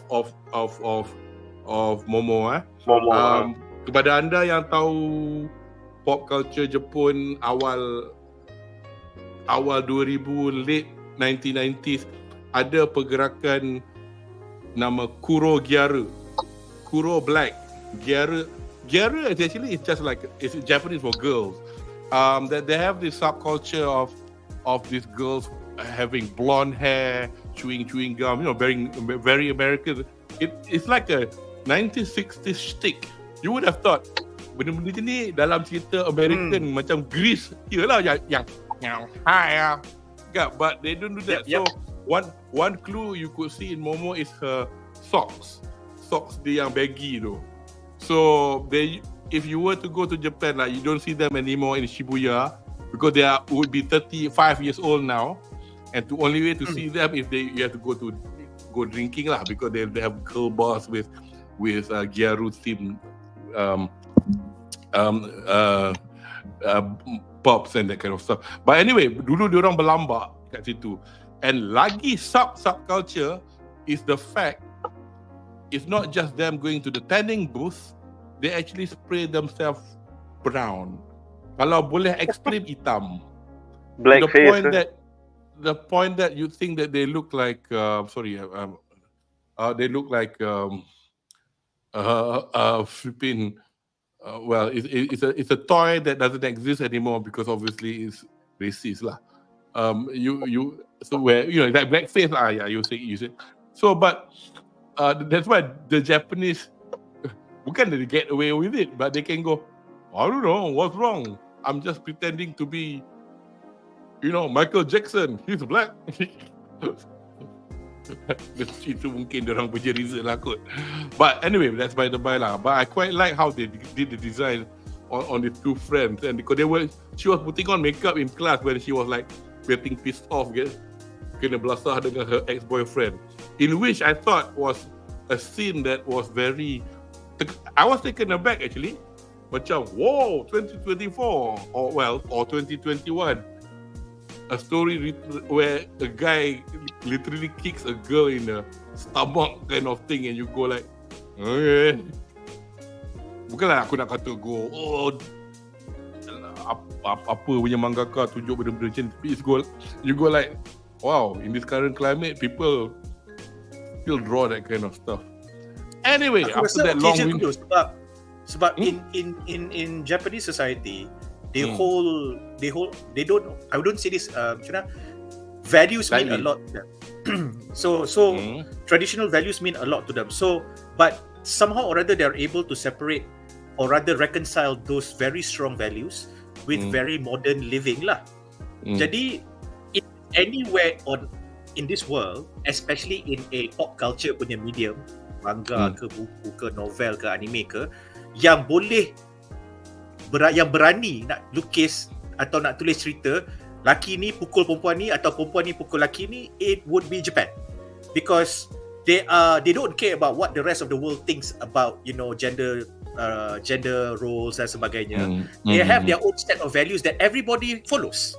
So there is no requirement to be woke because they are already aware of who they are kan. Jadi kalau cerita ni open macam tu, orang westerners will feel terkejut lah. Dan you know, aku bukan kata nak advocate ke apa lah, tapi it's just like that guy was a dick. That guy was a dick. Because aku punya reaction sama dengan kau. Aku cuma bezanya bila aku tengok macam, wait, apa hal start macam ni? But I immediately gravitated to how it was animated. Masa dia swing kaki dia, and then masa guy tu swing kaki dia, daripada proportion kecil dia jadi proportion besar, macam kamera tu betul-betul ini. And Jamal, the moment I saw that, I'm macam, oh, ni kid cool. I'm just gonna watch it for the visuals. And then I got hooked lah about 10 minutes later. So. And then that was repeated 15 minutes later in the UFO, because now I will talk to Munif. Let's talk about the Serpos, man. The Serpos. And why do they look familiar? Their original versions. And now Munif will tell us all. Dia Serpo ni, dia basically it's all the Ultraman references wrapped into one lah. Sebab the most obvious one is dia punya lain sikit, but we know that's an Ultraman punya pose bila dia buat dia punya psionic attack. So but dia punya, tengok lah cara dia reference, tapi macam mana dia buat benda tu halus macam mana tau. Dia punya true alien form, nampak badan dia yang ada those geometric patterns tu kan. And dia punya human form yang kepala besar, muka tak boleh belah tu, these are all, kalau kau gabungkan the stripe bodies, the pattern dengan kepala human form dia yang besar tu, dia jadi alien dada lah. Dia jadi alien dada. So kalau korang kenal dalam Ultraman, dia is a species collector. Ultraman. Dada Seijin. Dia perempuan kan? Ada beberapa jantina lah actually. Dia race yang suka collect species. So this episode kau tengok dia gambar dia human form dia ambil kepala dada tu, tapi badan dia is dia punya true alien form. Lepas tu dia punya move lah tu Ultraman punya move. So all the Ultraman reference gabung into one.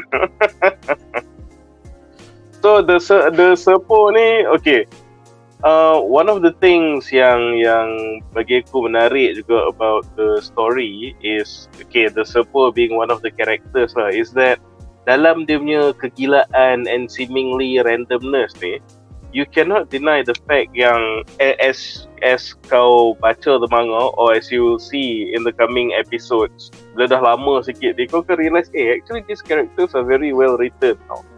Sebab okay, pasal the main characters Momo dengan Okarun tak payah cerita lah, they're gonna have their character developments and everything. And let me tell you one thing, I hate romances tau, actually. Tapi mula-mula I powered through the story sebab you know I like all these cryptozoologies, aliens, kaiju semua. So aku tengok for that. Tapi lama-lama I realise one thing. Walaupun it's a love story, I don't hate these two guys. Sebab it's so well written though. Pasal as you go, you realise dalam hidup kau or in your circle there is a Momo and there is an Okarun. It's a very real people lah. Sebab you could easily just buat Momo tu, dia ni main character, girl boss, sweet whatever. Tapi tak, you tengok perangai dia pun macam dia kind, tu dia pun comel, tapi at the same time dia macam very potty mouth, very brash kan. So dia macam orang betul tau. It's not stereotype. And Okarun tu pun sama. So Okarun tu kau nampak dia macam, ni it could easily be your typical shonen, budak nerd, and then jumpa keberanian dia one day. Tak, kita tengok dia very timid personality dia semua. Tapi the moment macam the scene in the school bila Momo macam kesian dia terjerit kat dia, okay, I try to match your topic. Oh, but I believe in ghost. Saya tak percaya alien lah tu. Terus dia smart tau. Kari bodoh lah percaya hantu kan. Kau tak ni some idiot helpless nerd kan. So macam ada attitude rupanya. So they feel like a real person tau. And kenapa aku cakap sebenarnya ni pasal, okay, in other IPs maybe that's also true for the main characters is well developed, well written. Tapi even percaya tahu tak, even for the Serpos ni pun kan, so they, as you can see, is heavily featured in the intro, the dandadan kan. So that should tell you yang dia pun akan jadi a recurring character in the show. But all I can say is that sekarang ni I think they are the most hated characters in the show lah. These creepy, rapey aliens kan. Apa benda korang kan. Tapi kau bayangkan, the second monster related to the Serpos the sumo. Dia macam mana dia mati. So dia tak tahu. Dia dah mati. Tapi I'll just say that the Serpos will be a reoccurring presence in the show. But here's the fun thing. Dia bukannya reoccurring and macam Team Rocket dalam Pokemon tau. Datang do the same thing, get pissed off. Even the Serpos ni pun akan ada revelations about them, akan ada developments about them. And let me tell you, some of your most macam hated villains or whatever yang kau can see throughout the show. And then all these characters, and characters sangat banyak, allies, villains, entities yang maybe somewhere in the middle pun semua. The characters are so well written, or at the very least so interesting. Dia nanti in the later chapter dia sampai ada dia punya own Avengers punya moment lah apalah in this show tau. Kau sampai chill tau tengok certain characters ni datang balik and you like let's go. Sampai macam tu. So karakter memang best is what I'm trying to say. The main characters memang well written. Kau jangan risau saya tu, dia kena develop even more as we go. But kau kan tengok the characters, even the antagonists, some that you've left behind, tiba-tiba bila datang balik also will be a different experience when you first met this character. So there's a lot of things going on, but as aku tengok ada some early criticism cakap cerita ni gila-gila sangat. We could say that this must be just shock value tau. But it's not. It's actually like quite well written. As you go, you will see they have a plan lah. Memang ada structure lah. It's a controlled chaos is how I can describe it. In this madness, it's not madness for the sake of being mad. There's a genius behind it. Especially how kau tengok, kau takkan sedar pun, tapi why am I happy to see the Serpos again? Contoh, why do I Mamat ni kalau tak macam best friend, why am I so fucking scared of this character now? What's going on kan? So it's well crafted lah. It's well crafted. That's what I can say.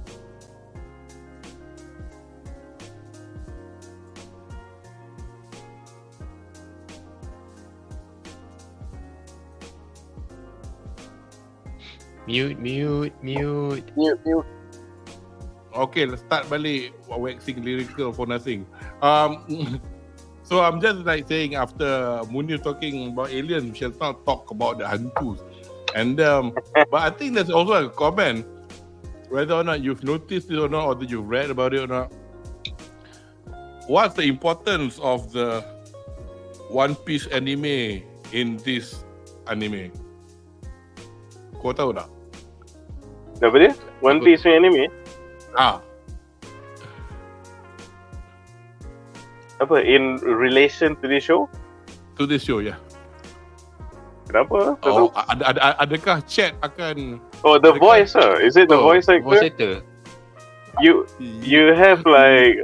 You have Luffy and Zoro saying some disgusting things in the show. So you're aware that there's two of them. So Luffy is voiced by what's her name? Tebo mana? Tebo Oba-chan. Tebo Granny. Finally dia voice actor tu pegang watak yang kena sikit dengan umur dia. Kurang ajar tu lah. She actually voices Luffy. What's her name? What the fuck? Anybody? Anyway. And then for the Serpos, collectively, is the guy who voiced Zoro, Roronoa Zoro, which is macam mana cakap? Yeah, but I've got another bonus seiyuu actually, which is the voice for the nama dia Nakai Kazuya. The voice for the bloody big flatwood monster sumo wrestler is Crocodile. Penuh dengan One Piece. Whether this was done on purpose, I'm not sure. Apparently nama dia Otomo Ryuzaburo. It's quite old lah. I think he's an older chap. Yeah. But so we got 3 One Piece. But anyway, back to Amber lah. Kau punya komen pasal our Turbo Granny or Turbo Obachan. What are your thoughts about her? Tu mula-mula tengok memang terus teringat apa ni, Mob Psycho. Tapi pelik juga kenapa like this supernatural being which is Turbo Granny tu dia nak kan Winnie si Okarun tu. Aku macam aku tak tahu apa logical reason di sebalik benda tu, and then like somehow benda tu bagi macam effect ke power ke dekat Okarun ni kan. Macam benda tu I have no idea macam mana nak apa kita boleh expect dekat karakter Turbo Granny ni individual, sama ada dia akan jadi something villainous ke ataupun something yang akan bagi positive impact terhadap karakter Okarun ni. Dia macam Yuji Itadori tapi dia boleh control Sukuna tau, tapi dengan bantuan Momo lah. So benda tu macam menarik ke nak tengok benda tu. Macam mana dia nak reveal benda tu. Ya. Yeah. So one more thing, just nak tambah since tadi aku cakap pasal reference tadi tu kan. Okay, so macam Amber Heard tadi dah cakap about tu lah Turbo Granny tu. One of the things yang not only aku suka and kenapa aku rasa it makes the manga tu macam solid despite all the craziness is that these are things macam referred from real myths and urban legends lah. Sebab mula-mula aku pun terkejut yang Turbo Granny ni memang well ada lah orang kat Jepun percaya tau. Kan dia suka racing dengan kereta kat highway, duk takut ke orang bagi orang accident tau. So dia memang ada urban legend macam kalau kat Malaysia ni kita kata Volkswagen kuning lah kat Karak kan. Kat Japan dia cakap saya memang ada Turbo Granny. Kau bayar kau tengah drive berapa kilometer power kau tengok side mirror ada nenek duk follow sebelah tu. Mana tak accident kau. So Turbo Granny ni and many other villains and side characters, supporting character kau akan nampak dalam manga ni and anime ni, dia kan ada some real life punya references. So that add some texture to the characters and the plot line tau. So dia bukan something yang from nothing, okay ni cerita dia. Walaupun kau tak tahu kenapa, kau rasa macam I can dig with this plot ke this character. So dia punya that real life references even if we don't know the reference. Sebab mula-mula fikir macam apa benda Turbo Granny ni benda kan, tapi cerita dia macam so detail rupanya dalam terowong ni it's so well crafted. Then kau realise macam ada real life references. So this is another good aspect of the show. Dia memang banyak buat research. The mangaka banyak buat research. Dia macam level bukanlah sampai up to that level, but it's macam 20th century boys lah. Sebab kau tengok mangaka dia tulis about almost everything in the manga, and macam he has to read this thing. So that's, aku rasa macam mangaka ni pun very minat in all this. Ni lah benda-benda occult lah. Macam occult pun so dia masukkan into dia punya manga. Mute. I mean, I'm putting this video on not for us to keep quiet to watch, but we can talk over it lah. But this is exactly, it's not found footage ke apa. This is actually a Wi-Fi commercial. So this guy in the car, wait for it. Nak pergi try. Wait for it. Mana dia? Wait for it. Tebak tadi. Alah. Wait. Menggelabah kau. So kan when Okarun was in the tunnel, he saw blood prints. But they had to stop the car to find what the hell was that. Let me just do this. Bodoh. So look at the front of the car. Look at the car. Oh, nani correct. Oh, Tabo Obacha. Tabo Obacha.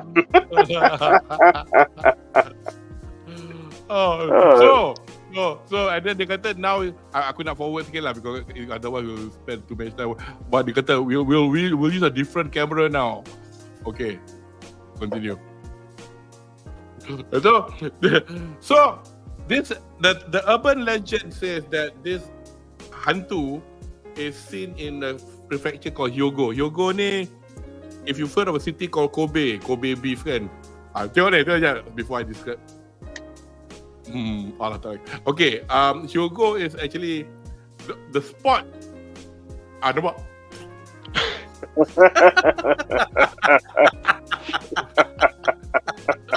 Laju gila.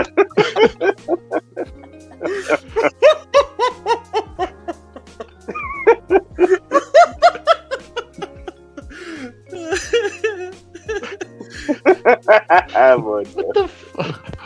Babi ya. So it's pretty much in the Rokko Mountains, northeast of the city of Kobe, and if you want to go to that spot, it's like 15 minutes on the train.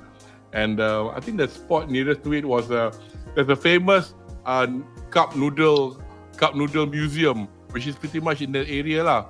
So kalau kau drive daripada Osaka ke Kobe nak pergi cup noodle tu, kalau nasi kau tak baik, kau jumpa Tebo Granny. So that's where she's from lah. So that video actually was an advert for Wi-Fi. Kau dia laju gila. Gunalah Wi-Fi Tebo Granny.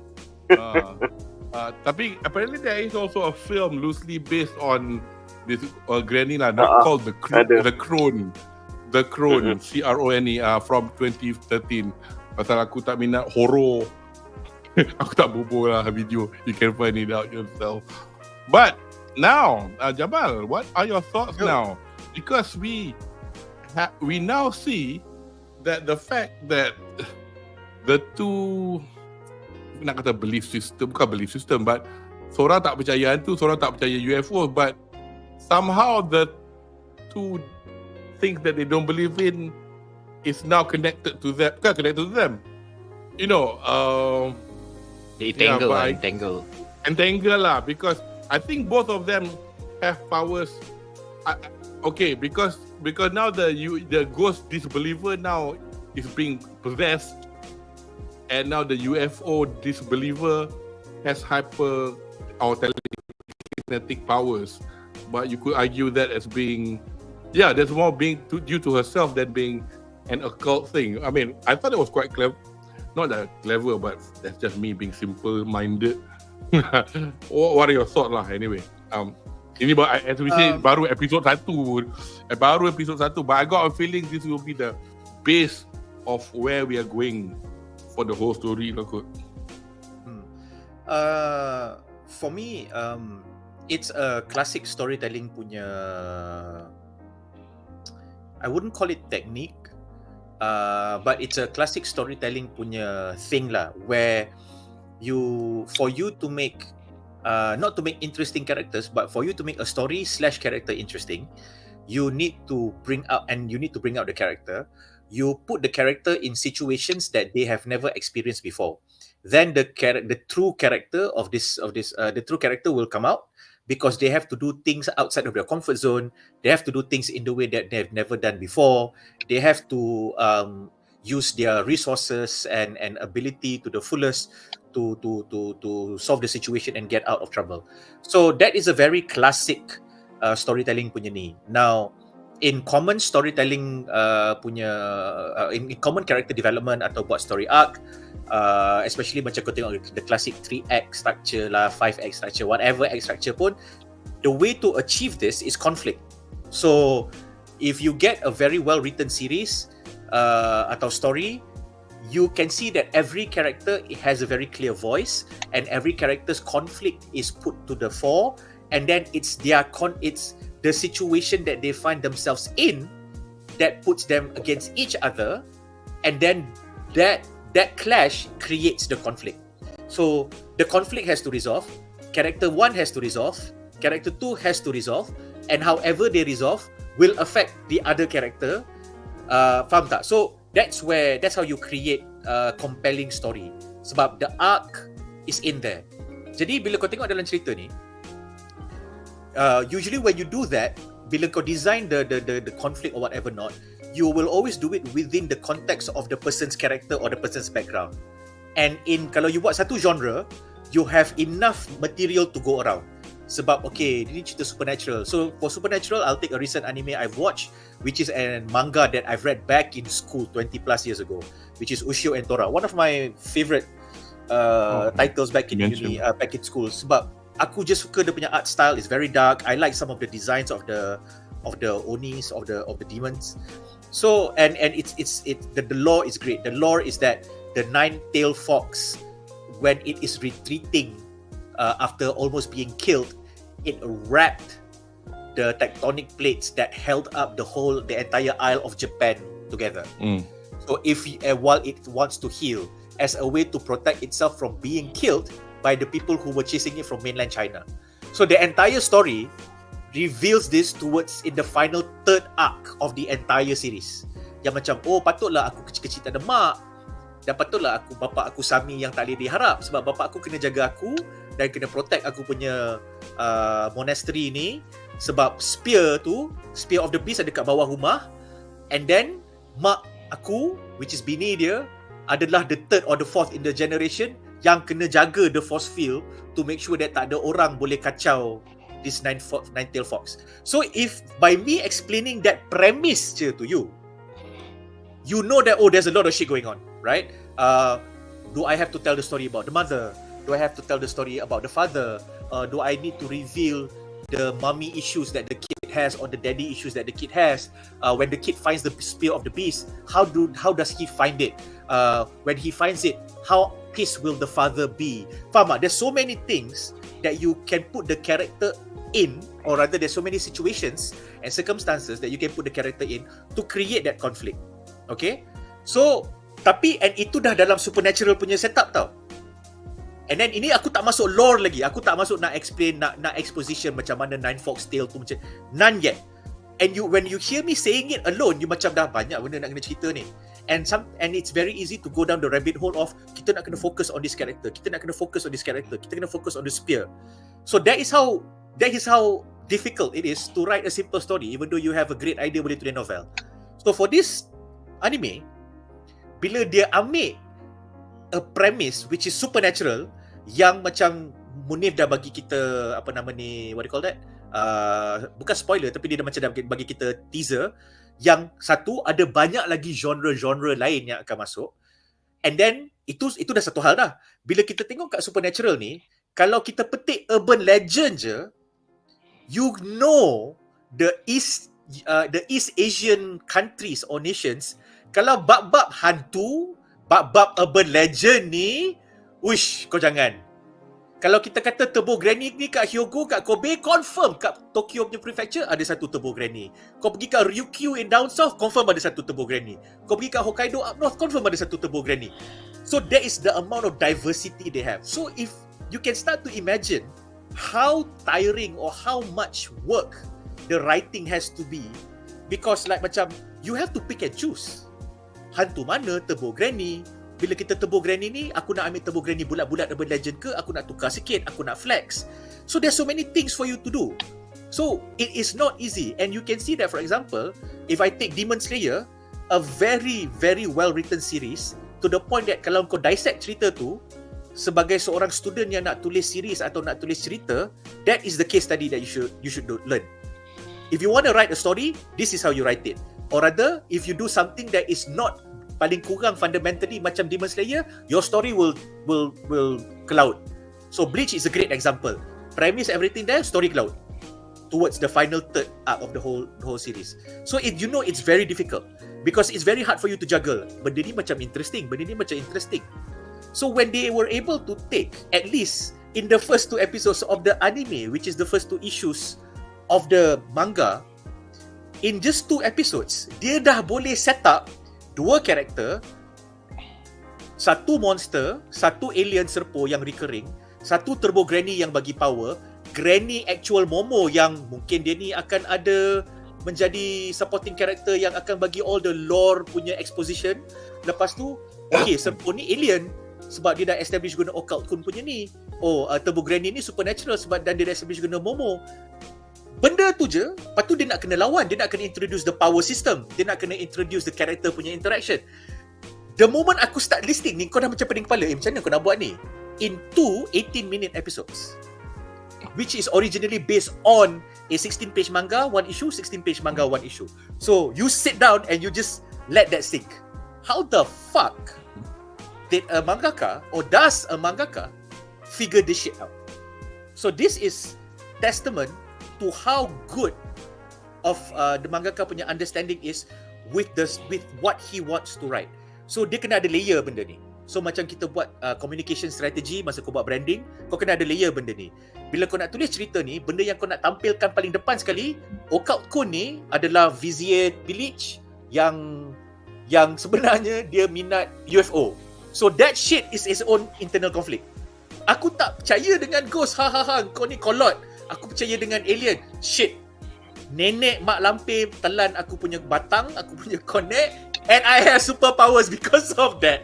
So like it will come to a point, I won't be surprised yang dia macam, wait, so you can take out the nenek and the curse away from me, but I like having the powers because it released this cool anti-hero dude inside of me yang macam Sasuke. And I think that is the real me inside. Faham tak? That in itself is a conflict. So you kena faham how this mangaka set that shit up. So whatever he is telling is putting that forward. So how do we tell the people that this guy is an awkward dude? So kita kena buat semua scene yang dia awkward. Macam mana kita nak tunjuk kat orang dia ni adalah nerd UFO gila babi. So kita kena buat scene macam ni. Macam mana nak menunjukkan dia ni nerd yang paling-paling nerd? Dia percaya UFO, dia tak percaya supernatural, kita letak dia dalam supernatural punya ni. Nampak tak? So it becomes a formula, but the moment you realize the formula, you still have to write it out, make it compelling. And this is where he has to rely on, okay, now I need another foil. I need the girl to be the perfect foil for him. Works in the same way so they interact off each other. So I do not know how they do it. This is me breaking it down. And I would love to be a fly on the wall when during the early days when dia tengah duduk jadi assistant mangaka tu, lepas tu dia macam, shit, I think this is an idea lah. Mungkin dia pergi lepak dengan member dia pergi lalu apa lorong mana nak pergi makan sushi ke apa benda ke, lepas tu dia nampak benda tu when he gets inspired. I would really love to be part of that process because that is where the genius is at. Because like Taite Kubo, this is the difference. I like to use Bleach only because I know you are well versed in Bleach, Kudo, and you like it, and I also like it. Kalau kau nak compare in terms of premise, in terms of layering everything and writing the character and up, they are pretty much equal. Sama macam Kaiju number 8 because it's a recent anime. You can see that okay, these characters are written well. Dia orang dah set up dah. Tapi where it fails is when the characters are being written. So Bleach, the characters tell you things. Dia lawan dulu. Masa dia menang atau the moment sebelum dia kalah, sebenarnya aku takkan boleh kalah sebab, ataupun masa dia tengah rasa power up, oh kenapa aku tiba-tiba rasa power up, oh mungkin ini cerita dia. That is how they tell. So Dragon Ball Z is the chief culprit in this. So kau kena blame Toriyama, walaupun pada zaman dia benda ni perlu.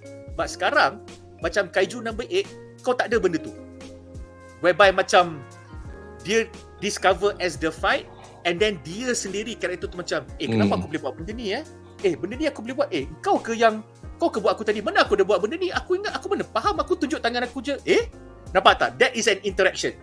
But that is the show. Even though it is showing and telling. But because we see the showing first, Momo punya banter balik dekat dia, kita ambil benda exposition tu as macam, oh shit, these characters are self-aware characters. That is the beauty. So this is how I feel this is how the mangaka figures it out for these early parts. Dan aku rasa the moment kita dah suka characters macam Kaiju number 8, the moment you understand the power system, the premise, the Kaiju system, whatever, that's when dia kata macam, okay, aku dah tak payah explain benda ni kat kau. I just have to let the characters do their stuff. Character ni depressed. So kalau dia depressed, apa? Dia lari lah. So aku tak boleh bagi dia story arc yang paksa dia duduk kat bandar. Sebab dia tengah depressed, so dia akan lari. So the next arc, dia kena lari. Dan sebab dia lari tu, ada hantu nak intercept dia. Sebab apa? Dia dah keluar daripada rumah yang ada seal. Nampak tak? It sounds so textbook, but we've seen so many stories fail to do something as simple as this. Apa nama ni? JJK is a chief culprit. Sebab JJK is like kau tengah main 2D fighting game. Mula-mula dia ni lawan dia ni, lepas tu dia jalan macam Final Fantasy, sampai sini okay dia ni lawan dia ni pula. So this is one of the things lah about dan yang aku rasa macam I just watched 2 anime episodes 18 minit each. Aku tak Google pun. Aku harap Munif bagi primer basic je. And in the first episode I immediately understand everything. And in the second episode simple je. Okay, kita dah balik, kau balik rumah aku lah. Okay, tak boleh masuk rumah. Kenapa? Ada seal. So the entire episode is about them understanding and accepting, oh sekarang aku punya abilities atau keadaan condition aku ni betul-betul ada affected lah. So what you do not see in episode 2 is Momo slowly realizing, shit, nenek aku ni sebenarnya dia tak nyanyok sial. Which you see her clearly saying in the first episode. I love my granny, but I think she's weird because she believes in all this stuff. But I love her anyway because she took care of me. Simple. I think she's weird because she looks 26 and not 86. It's so, aku macam, wow. And then bila dia dah jual kau benda tu, and then macam, okay, now let's fight for 5 minutes. Yay. Kau lawan. And then aku macam, what? This dude is a turbo granny kid yang, ni aku kena cakap lah. Okay, in terms of design, bila kita tengok a spirit, a demon, baik ke jahat ke, take over a person, typically you see a full body transformation. Right? Sama ada, and then in our Malay culture, kita jarang nampak the manifestation in a physical form of the person after they have been taken over. So kita just nampak dia floating tapi still rupa manusia lagi. So this is where Japanese manga and pop culture benang. The mangaka made a fucking turn the granny into a suit of armor. Dia jadi macam body suit for the boy. Like, who would have thunk? You would think the boy akan transform, which you saw, tapi bila lepas dia transform, okay, dia macam ada mask, tutup badan dia. Like, bro, like, that is like mecha punya treatment where you pakai suit. Like, how do you even think of this? Right? And it's insane. Because I rarely get this from the comics that I'm currently reading from the West. Tapi macam, yeah, you guys do this like, benda ni macam kau makan ramen hari-hari kau boleh buat benda ni. So that is creativity lah. It is just, I think this is a very inspired anime that I hope for the current 100 plus episodes he is getting right lah, because Munif is endorsing it gila babi, so aku percaya he's definitely getting it right. Otherwise Munif akan maki cerita ni. Anyway, apa what the hell, salah button. Apa, before I forget, salah button lagi. Mayumi Tanaka is the voice for beg pardon. Mayumi Tanaka is the voice for the granny who voices Luffy. Here she is. Kejam jugalah Munif hang cakap dia sesuai dengan Ajak. So Dia duk jadi budak, jadi Luffy kan. Ni jadi nenek. Baru kena sikit. Anyway, so but I don't know, but this is probably simplifying a bit. Cok, aku nak kena mention ni, aku nak tanya Munif. Munif, adakah Ken, aku panggil dia Ken, aku tak nak panggil dia Okarun. Adakah dia ada banyak-banyak personality dan is there some part in the next 100 plus episodes yang dia akan cuba assume different personalities to figure out who he really is? Because aku rasa macam benda ni dia foreshadow masa episod 2 bila balik rumah rambut dia afro. Lepas tu bila makcik tu hilang rambut dia jadi nerd. Lepas tu rambut dia jadi tajam. Lepas tu rambut dia jadi putih. Aku macam ini foreshadowing character change ke apa benda ni? So adakah aku terlalu overthink ataupun dia macam cakap lah, semua karakter dah ni will have their developments through as the volumes go lah. Tapi aku rasa one thing yang aku suka Okarun ni is that dia punya development pula is more to I guess he learn things along the way lah, but at the same time aku rasa it's more to revealing the qualities that even he didn't think ada situ. Sebab number one kita tunjuk dia establish dengan Okarun ni that he has a massive confidence punya problem kan. Yang episode 1 tu that one is very obvious. Tapi episode 2 tu dia boleh cakap dengan Momo yang you know once this is all done you can go back to ignoring me again kan. And dia bukan cakap another merajuk macam I know my place in the world. It is what it is kan. Tapi as they go through macam kau akan tengok he will so to speak develop in personality, tapi it's done in a way yang untuk tunjuk like sebenarnya turns out he can be like this, turns out he has that spunk and turns out dia macam ni. So it's quite an interesting way to go about it lah. Macam cakap lah, I just love most of the characters in this manga sebab it doesn't feel like as full dia punya development tu. Dia macam he could have been this all along, cuma dia macam confidence your problem kan. Yang pasal rambut dia jadi macam-macam tu, yang tu memang for because walaupun dia watak utama, at the same time Okarun is also the comic relief lah. Tapi yang kelakar Okarun ni macam Jamal cakap tadi, kau tak nak panggil dia Ken kan, nak panggil Okarun kan. So, aku nak panggil dia Okarun. Kau nak panggil dia Ken kan. Tapi kau tengok, bila kau dah baca sampai mana aku baca the latest chapter kan, aku before the anime ni aku completely lupa nama dia Ken. Sebab Momo meant it you don't effing use that name ever again. Sampai 150 chapter semua orang memang panggil dia Okarun. Aku lupa nama betul.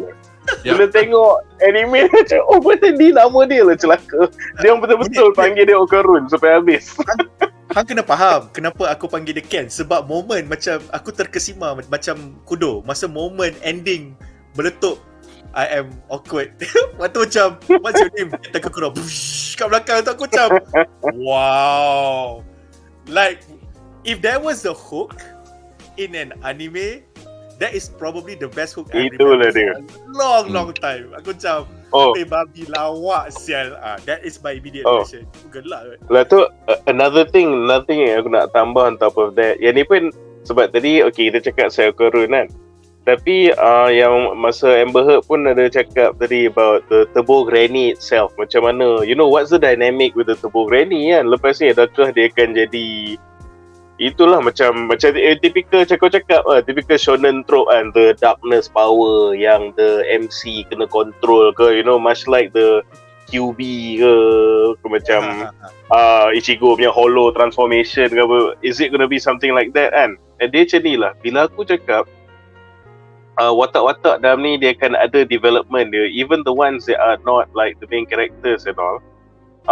Aku just cakap Turbo Granny will surprise you guys. Kau akan tengok macam mana develop this whole story, because kena ingat Turbo Granny is not just a power. Turbo Granny is also a character. So what's going on with that? And so korang saksikan lah nanti. Looking forward for that then. Okay, I want to get on get us going because we almost get hitting the 2-hour mark. But I'm gonna ask this like final question to Amber. So do you think we have peak anime in the making now? You know, in the breath of yang kita duk fikir pasal, you know, we've got the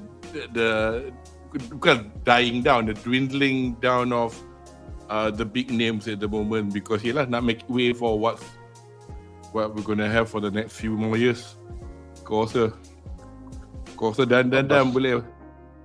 Pasal benda tu it's actually quite tough juga sebenarnya, sebab waktu kita sembang pasal Lucy Samurai, like bila kita cakap animation dia cantik, like story dia hook semua, tapi kita tahulah dia ada inconsistency dia sendiri throughout the season lah.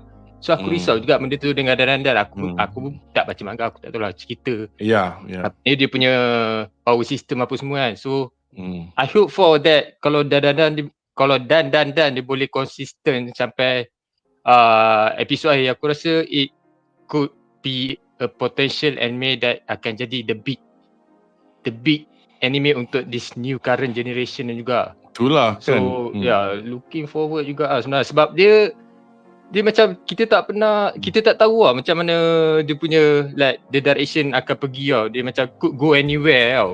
Macam dia bukan macam standard shonen anime lah, kita dah tahu lah ni villain dia. So macam there's something else lah. So kalau dia boleh konsisten sampai hujung season, dan it could potentially be a big anime juga lah. Because kita pun tak banyak sangat character, and I was hoping that we would be introduced to the Nenek, I mean not Tabugani but Nenek Ayase Momo kan in this episode, but it looked like it won't be until next week. So kita will just have to wait lah until we get Kudo. about more. Kudo, since kau cakap pasal nak tunggu new characters yang muncul, aku just nak tambah di sini. Dalam all the characters yang kita akan nampak in season 1 based on the intro yang ditunjuk ni kan. Okay. Aku cakap Gigi is the guy yang this other guy kau nampak the intro yang dia buat mulut cesial kan. Dia dalam dandadan ni, he's the guy yang paling banyak buat Google. That asshole. Memang yang tu lain seorang selenga juga. I was just wondering. I think I know which one you're talking about. And actually aku pun aku jahat juga. Aku baca fast forward dalam manga. Okay. So yes. That as well. Like for example, if any of you guys minat seiyus, like myself, I'll be a seiyu otaku. Like I'm a big fan of Ayaneru or Ayane Sakura, who voices quite a lot of characters macam Nightfall in the assistant to Lloyd Forger in Spy Family, one of the quintuplets in Quintessential Quintuplets. She's Yotsuba Nakano. She's going to be this other person called, I think, Airi, and there's going to be a pink-haired girl called Aira. Aira, sorry. So I'm looking forward to see her as well, because she's voicing her. And who else is there? So we've mentioned that one. Okay, so kita nak pergi ke section yang seterusnya, which is the Q&A. I think we've got a few questions knocking about, so we'll get there now.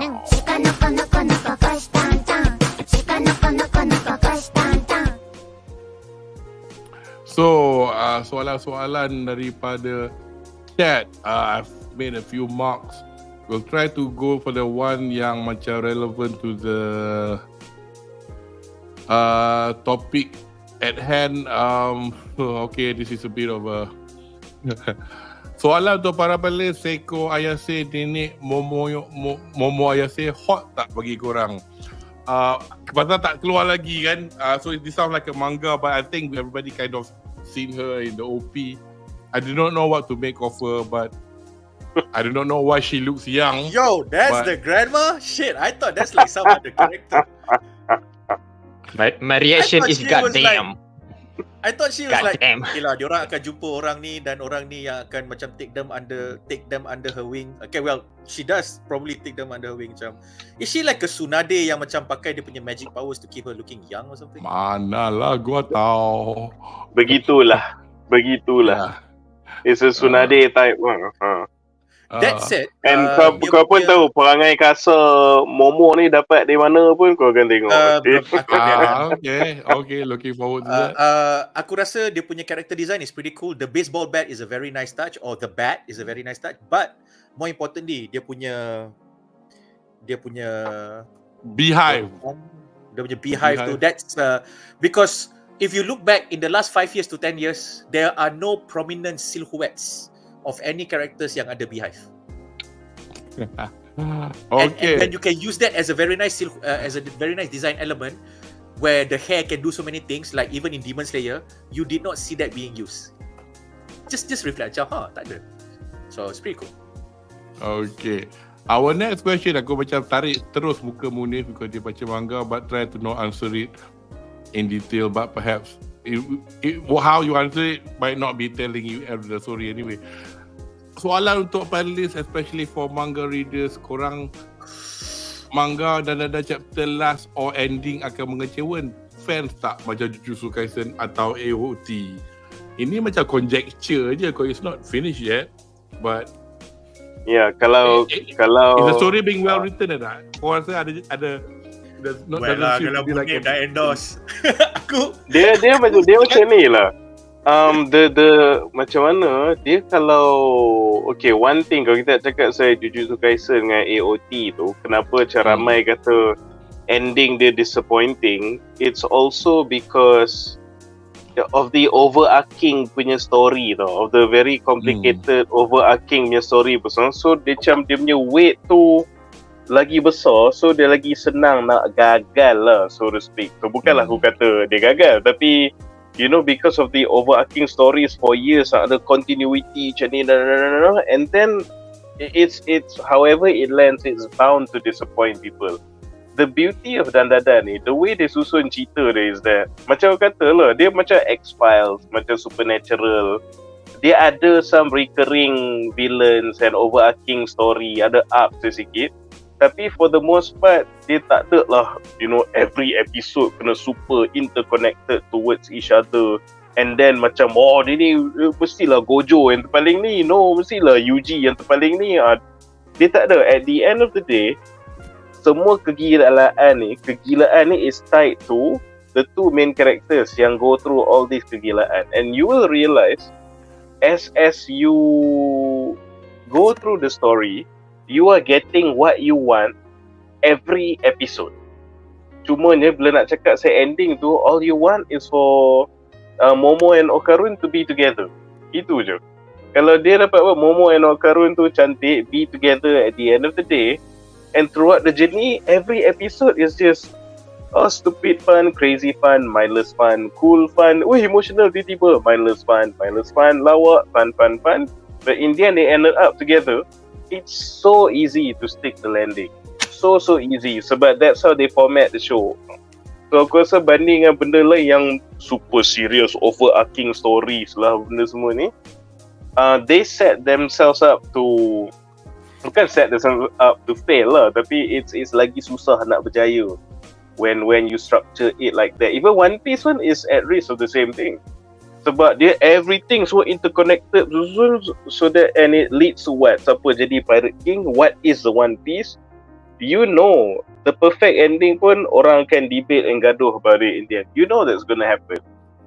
Tapi untuk Dandadan, kau ada episode 1 and all the episodes in between before the finale, kau tengah enjoy. Every day is like enjoyment. Macam kau tengok X-Men 97 ke, X-Files ke apa, episod ni best, episod ni best. Kau tak fikir macam kau tengok Jujutsu Kaisen kan, jangan kata masa ending, halfway through story, lepas Shibuya tu fandom dah start bergaduh lah. Dia bergaduh tu, ni cerita pasal Yuji patut main karakter, dia patut Gojo main karakter, patut dia ni paling kuat, kata dia ni paling kuat, kenapa dia ni kena one shot macam tu je. The bad vibe so dah start macam lepas Shibuya lah pun.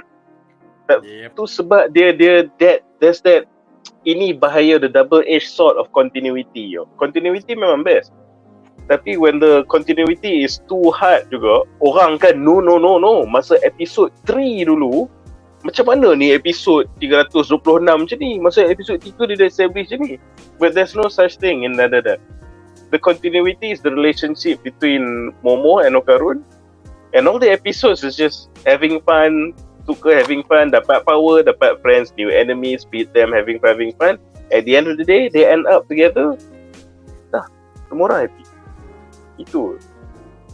But they will be happy. Okay, aku dah tarik Amber terus pasal we got a question specifically for you. So far, perasaan Momo akan jadi protagonis yang baik ada tak? I don't know. Is Fat ni kawan kau ke? Dia selalu juga masuk live apa semua kan. Perasaan juga. Oh, Tapi okay. Anyway. Momo akan jadi protagonis baik. So far ada tak? Momo. So far perasaan Momo. Jadilah, I think in short, kau rasa will she be a good protagonist? Oh. Yang best ke tak? Oh, I think she will lah, sebab dia punya personality di lingkungan tu kan, dia macam ada love-hate relationship. So that cat tu ya best kan pasal cerita ni. Dia distinct different personality antara Momo dengan apa nama dia, Ken lah tadi kan. Okarun. That distant Okarun. Jangan that kau distant panggil personality itu yang best tu sebenarnya. So I think tak, aku tak ada masalah benda ni, sama ada dia akan jadi a good character untuk audience ke tak. Tapi bagi aku that relationship dynamic tu akan jadi satu plot progression untuk cerita ni jadi lagi best lah ke depan. Tu aku looking forward lah untuk karakter Momo dengan Ken. Yeah, because I mean like you, I mean like everybody, for each of us, I mean I know cakap macam dah baca 10 jilid tapi tengok 2 episod je, tapi I quite like how the characters are written, because dia giara delinquent, kita ingat dia akan one dimensional jahat. Bukan jahat, no, nakal ke apa, tak. She's a person with otak, you know. Dia like real people tu, cakap tu. Dia written, it's like dia macam dia kawan kau kenal orang macam ni. Exactly, yeah. So I think at bottom line pun kan untuk apa-apa lah, kau tulis cerita tu best, apa benda pasal cerita tu be sorted lah. Be sorted. Aku rasa kan daripada soalan yang okay. This is open to all lah. Kategori ada mungkin Munif without spoiling it too much. Apa perbezaan power system? Ke kuasa mereka sama? Okay. Yang ni without heavy spoilers lah. Dia pasal power system ni, aku boleh cakap dia akan ada yang recurring. Macam sekarang ni kita dah nampak one power system yang ada is that you can get empowered by being cursed, as shown by ni lah Okarun lah. So cerita ni akan banyak, spiritual hantu-hantu thing. So you figure that out yourself lah. Dia akan ada sedikit consistency di situ with some other characters. Lepas tu, then you have orang macam Momo, where spiritual energy / telekinetic is a real thing yang dia pun boleh weaponize. Yang tu pun dia akan ada consistency dia di situ. Tapi the best part lagi, yang pasal bila kau cakap power system ni, sebab macam katalah dunia ni diverse. Dia hantu, sci-fi, mecha, cryptozoology, semua benda wujud dalam dunia ni. And DANDADAN ni, dia the main characters punya posse lah, cakap dia punya troop, dia punya group kan. Dia watak dia ramai tau. Aku rasa dalam banyak manga is one of those yang memang the main group tu ramai gila watak. And they are a diverse bunch. Not even all of them are humans. Ada manusia, ada benda ni, ada benda tu, ada benda tu, ada benda ni, with their own sets of power tau. Ada yang di ni biologi dia macam tu. And then ada yang di ni pun kena curse. Lepas tu ada yang this person lah powered by technology tau. Pasal apa kan. So benda yang aku nak cakap di sini is that dia ada power system, tapi at the same time dia ada macam-macam jenis power, but also at the same time kata, so dia tak rasa banyak sangat power tapi serabut, pasal they have set up the world where all this thing is real. Semua benda ni wujud serentak, so power source tu dari merata-rata, kau tak rasa pelik. Sebab contoh, kalau kita compare, kalau Naruto, dia dah cakap saya chakra kan, and the power tier yang develop from the chakra system tu, lepas tu takkanlah di tiba ni ada bankai, ada full bring lah, ada devil fruit, macam apa benda tengah jadi ni kan, apa jadi dengan chakra kan. Tapi yang pandai dia orang dadan ni, dia episode first establish, ni alien, ni ada hantu. So in that world, what is the power system? Is it sci-fi based body modification sebab ada alien, or is it curses sebab ada hantu? No, dia ada dua-dua. And the fact yang dia kata dua-dua ni wujud means anything can wujud.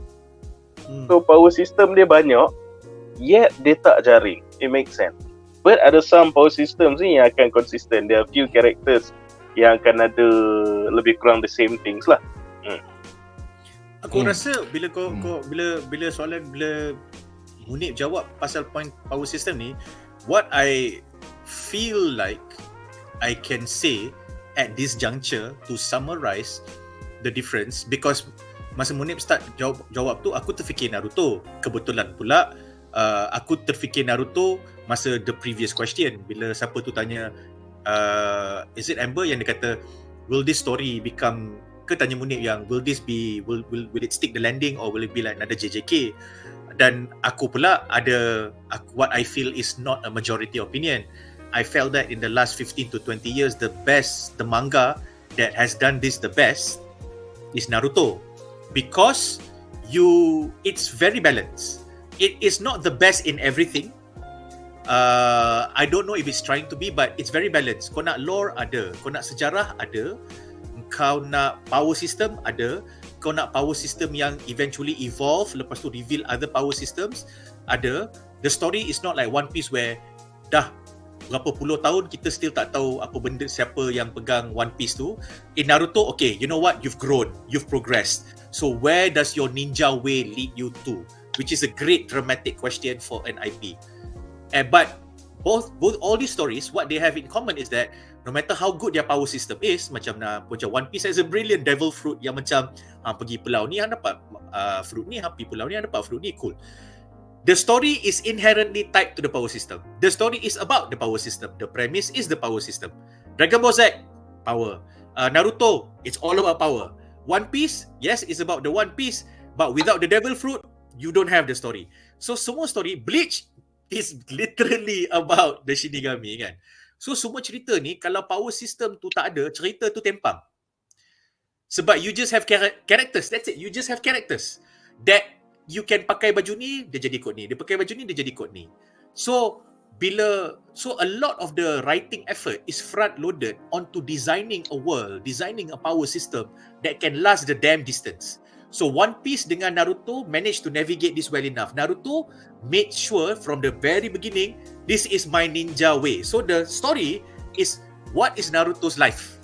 Because that is his ninja way. So you nampak dia daripada kecil, daripada sampai dia jadi Hokage. One Piece pula, I want to be the Pirate King, nak cari One Piece. So benda tu dia tak kacau. Tapi banyak manga lain macam Bleach, Culprit, dia gagal. But for this, if I base it on what Munif says just now, the power system comes with the characters. So this is a story about the characters discovering shit. Supernatural, betul. Alien, betul. And now since we know about this world, this is how we are affected by this shit or these shits, and we just live with it lah. So the story is not inherently tied to the power system.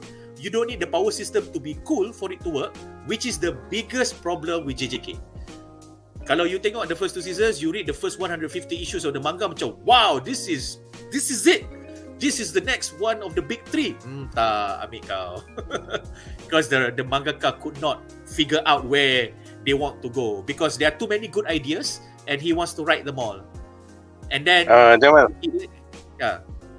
Lalu aku actually tertarik yang benda yang kau cakap tu, which is aku tak terkata tadi, tapi betul lah kau cakap, which is the power system doesn't come with the world of Dandadan or the world doesn't need the power system, but the power system macam kau cakap ni comes from the characters. And kenapa aku rasa that's a big part of kenapa kita rasa flavor Dandadan ni unique and lain pada manga lain. Kenapa? Because when the power system is tied to the characters instead of the world, when characters clash, it makes for an unpredictable and interesting punya battle. So sebab tu, contoh kau dah tengok lah episode 1. The Serpos dia ada very defined advancement or limitations of technology. Then ada benda setan apa keluar dari phone ni. Ada benda phone. Langsung dia lawan. So sebab bila power system is tied to the characters, macam Jamal cakap tadi, when the characters clash, what happens? You don't effing know. You do not know apa jadi ni. Kalau cakra lawan cakra, kau tahu okay, dia ni cakra reserve lagi tinggi ke contoh oh dia ni punya earth element dia boleh counter dengan dia ni apa punya element for example. So there are some pathways yang kau nampak boleh jadi tau. Tapi ni alien lah tu dah hantu keluar pada handphone, macam apa benda jadi ni lah tu alien tu dia buat macam Ultraman tu, berkesan pula, kena pula hantu ni.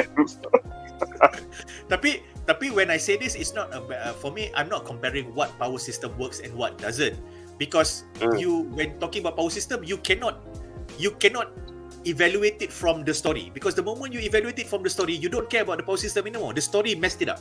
Sebab Bleach punya power system is sweet, alright, it's great. It's about limitations. It's about understanding your role. It's about how you play with your spiritual power. Lepas tu macam chakra system tu is great. Chakra ni dengan chakra ni, elemen ni dapat apa. And then you ada, and then macam chakra ni datang dari the natural energy of the world. So the world ni mesti ada banyak jenis energy lain. Introduce Sage mode. So benda tu ada. So the power systems are inherently cool. But I feel that when you rely a lot on the power system to shape the characters and all that, and then you fail to do that, then you have nothing else to fall back on. Because one cool thing that Naruto eventually managed to figure out is that kalau kau tengok daripada awal, bila Naruto lawan dan dia kalah, engkau tak training. You have great power tapi engkau tak training. So Naruto had to telan his ego, dia kena train. Bila dia train pula, then dia start lawan dan dia start realize, okay, if I train to use my abilities better, then I can integrate myself with my friends, then I can be useful to them, then I can have my friends, okay? So the moment he goes down that route, what the mangaka did quite cleverly is that now the power system will mature as you mature. So then you start to see these characters making their power or their abilities their own. Bila Naruto buat Rasengan, dia jadi macam ni. When he plays with wind, it works in a certain way. When another character plays with wind, it works in a certain way. But even then, as good as he was, the mangaka was able to grow that, Kishimoto, it was still bound by how the chakra system works. So with this, it can be anything. Sebab it's purely discovery from Momo to know what she can and cannot control with her telekinesis or her telepathy or whatever you want to call that. And then for Ken/Okarun, selagi dia ada urge to do something physically with his body, and his body can retain some semblance of control and not lose his own consciousness to the turbo granny, he can execute it. So now you learn about the power as the characters learn about the power. In Naruto, you don't get that. The power tu, kalau hang kuat level ni, hang boleh buat benda ni. So lah ni hang kat sekolah, hang kena belajar buat benda ni. Selagi hang tak apply hang punya disiplin dan sebagainya, hang takkan boleh buat benda ni. Kalau hang tak boleh buat benda ni, hang tak boleh buat benda lain. Nampak tak? So now the story has to be, what is the school life? This story anything. It can be Okarun making a stupid statement, and then Momo mengamuk, and then dia orang gaduh, tapi dia kerana gaduh tu boom, something happens. So it could possibly be that, and that is, I think, where the novelty is. That said, aku tak rasa this mangaka can work in the Naruto punya apa nama ni, IP. Likewise, Kishimoto or Kubo cannot write this. This is too out there. So it's not whether which power system is better. It's not even how you tell it. It's about like macam, do you understand your power system or not? Alright. So do you want to you want to tell a story about the power system, or you want to tell a story about the character? Because if you do it about the character, which I think why Jujutsu Kaisen was really successful early on, and then I think he just couldn't figure it out. Because from early on it was about the power, and then it became about the character, and then it couldn't really decide. Dia macam fluctuate lah sekali kan. Dia macam flip-flop sikit. Flip-flop. Because you can have Yuji, and then you have Gojo, and everybody loves Gojo, and because he writes it weekly, he knows how people react to Gojo. So he cannot not write Gojo and follow that line. Tapi dia tahu macam aku ada banyak lagi cerita yang best. Tapi hang punya pacing dah terlalu laju. Then too bad lah. Last kali Sukuna MC all along. Which is the MC all along, which is what everybody read. And so because round 4, you also just wonder that kan we just now di awal session ni saya kita orang macam pointed out how Tatsu Yoshimoto ni was assistant mangaka to I personally, in my opinion, Tatsuki Fujimoto is a genius, no matter what people say. And then also you got Yuki Kaji, so he probably put it. I may attribute that being assistants to these two good mangakas, and also with the commitment that he wanted to finish his apprenticeship or whatever it is. Because banyak orang ingat dia orang kalau kau assistant ni kau macam tapi it's up to you lah. Kalau kau masuk kau kau belajar, kau take in all the good points. Bayangkan kalau dia assistant kepada GG ke, then you might have an issue where you might worry. And if he's impressionable enough to think that that's how a story should be written ke apa. So, and the fact that he actually sorry, yes, go ahead. Nak tambah sikit lah. Dia bukan nak cakap kuasa dua two side ni sama, dia macam entangle to each other. Kalau korang pasal waktu episod 2 tu kan, bila that alien datang and Momo cakap loceng rumah dia berbunyi kan, padahal loceng tu hanya berbunyi bila ada like supernatural being dia datang. Tapi bila alien tu datang bunyi loceng, so like dia macam ada something yang entangle antara dua konsep ni. So macam kita nak tahu lah apa macam mana dia nak reveal entanglement tu antara dua konsep ni So aku pula terfikir apa tau, kenapa loceng tu tak bunyi? Sebab Okarun Sasa ada turbo granny. Because the house is the supernatural house punya, the loceng is the supernatural punya loceng, and Okarun cannot go into the house because of the seal. You remove the seal, which is not a problem. At the front door, the loceng should be ringing. So jadi sebab dia kena suppress juga kot. Aku rasa it is a physical loceng. So kalau kau alien kau apa, kau tekan loceng tu, then the wrong bunyi will come out lah. The wrong bunyi keluar. That's my first thought. My second thought was that macam mana boleh bunyi loceng? Sebab you rasa benda ni spiritual, benda ni supernatural, tapi bila keluar benda tu macam alien. What the fuck? Faham tak? Aku rasa macam wow. Even Okarun ni explanation lepas tu kan, dia kata ada orang yang kata nampak hantu ni pun report UFO sighting juga kan. So what's up with that? Foreshadowing lah. Which is foreshadowing lah in my opinion. Yeah. Anyway, I like it because he so far lah the 2 episodes yang I'm gonna probably start the manga next week. Yang he has been able to tell and share factoids or set up these two very different and contrasting. He has been able to juxtapose it so far without any major macam issues for me. Macam tak nampak benda ni macam tak boleh jive tapi dia paksa juga. And I think it is largely driven by how Momo and Okarun react to each other. So which I think is very solid writing lah.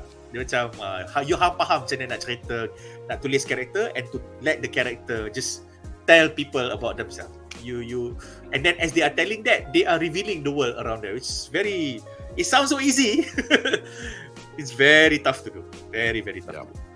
Okay, there are actually quite a few more questions, but although minta maaf, saya tadi kata nak layan soalan-soalan luar topik after soalan dalam topik, tapi I think masa macam tak mengizinkan sangat. Kita ada one more last segment before we finish, and we've been at it for 2.5 hours. So you guys don't worry, your questions will not be ignored. Myself and the panelists, kalau sesiapa antara kita orang boleh jawab the soalan, kami akan jawab dalam komentar kat bawah. So one of the questions was like, apasal Jojo underrated kat Malaysia? Jawab nanti. But kita kita tidur kompat kalau panjang perbualan ni. Aku bagi one line answer je. Aku bagi a quick one line answer sebagai mukadimah. Tak pernah underrated, but it is not a mainstream title. Itu je. Itu saja. Makes sense. People who like it, people who look for that thing will never underrate Jojo. I read it since I was standard 5. It's not a mainstream title. Itu je. And kau kena admit the art style is not the friendliest to the eye for a first time reader. Itu je. But the first big panel of a stand, kau nampak the moment kau nampak stand yang handsome tu, kau nampak orang. Dah, that's it.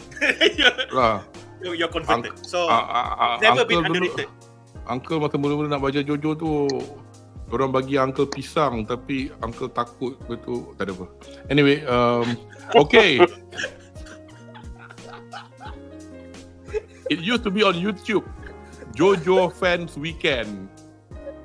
Don't search for it. Anyway.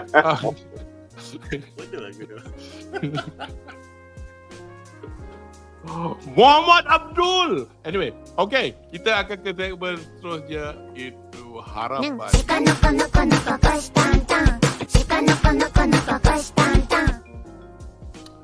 Well, harapan, of course lah. Looking forward lah to see what it's all about. But the thing is, tak nak kata apa lagi. Munif, I mean, I know you've read a lot, but your hopes, for example, with regards to how they're gonna do this season before we do our next session? Untuk harapan aku, dia actually berkait sikit with what's going on with the Uzumaki punya anime tu, from what I've heard. Kan. I'm pretty sure you guys have heard it too. Sebab dandadan ada soalan juga tadi dalam chat. So macam dandadan, as far as I'm concerned, the story is not my concern, character development is not my concern. Aku dah baca sampai chapter daripada last week, paling latest, and memang I've loved every second of it. So no worries about the IP tu punya narrative itself lah. Cumanya ialah anime adaptation.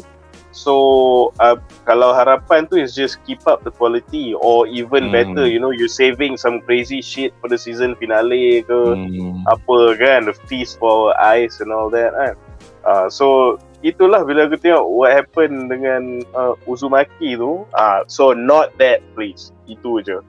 Keep up what you're having right now. Itulah dia. Siapa buat Uzumaki Amber, kau ingat tak?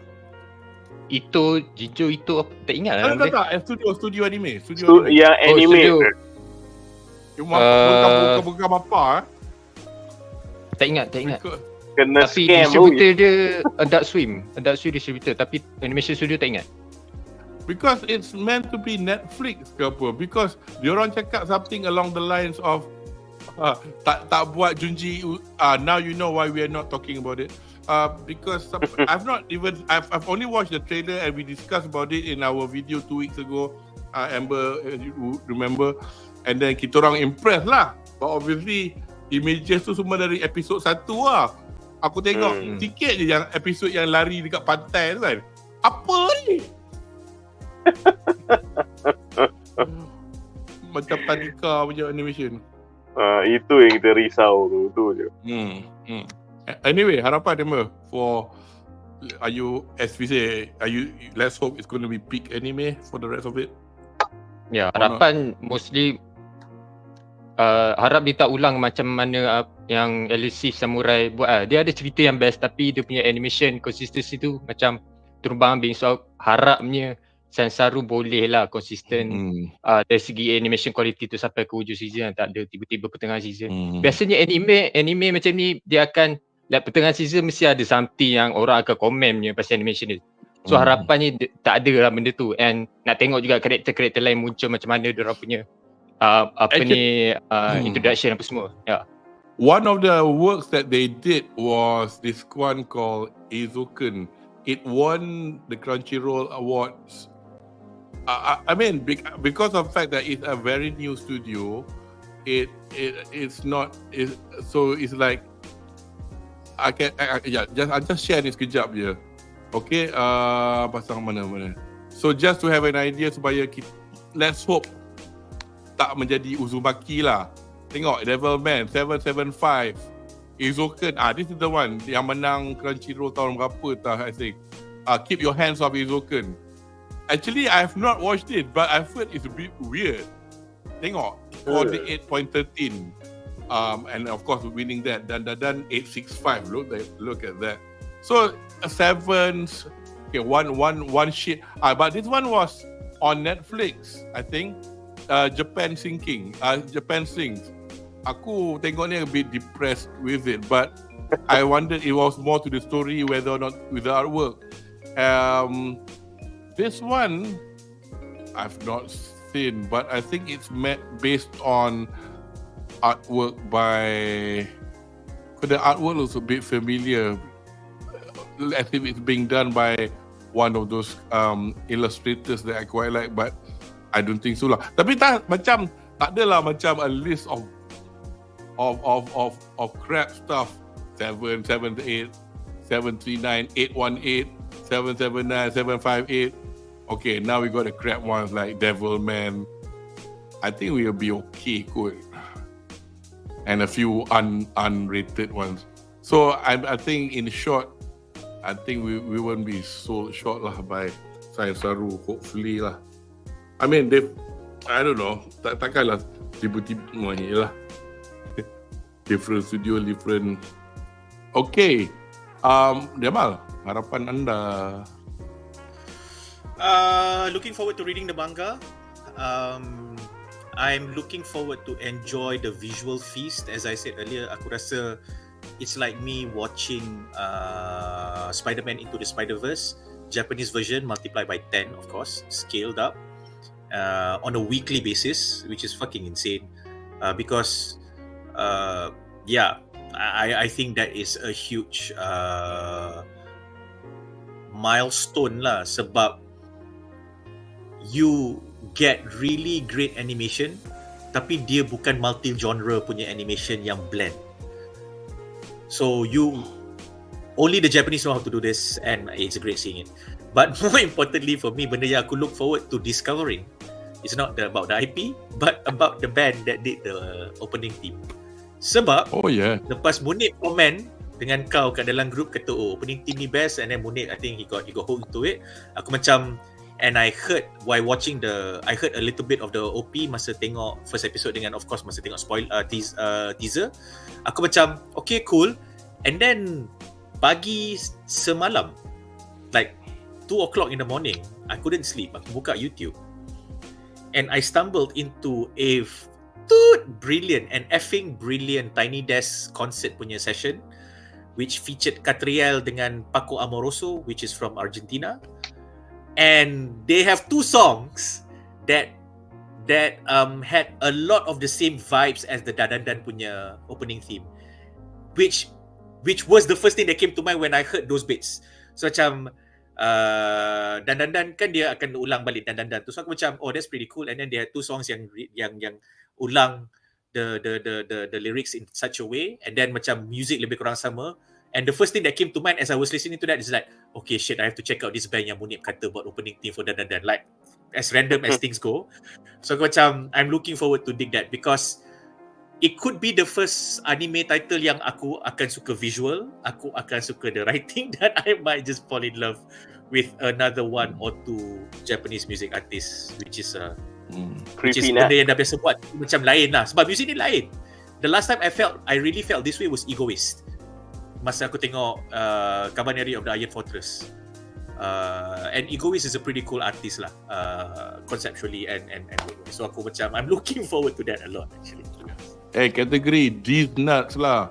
Anyway, but yeah, Bodoh lah.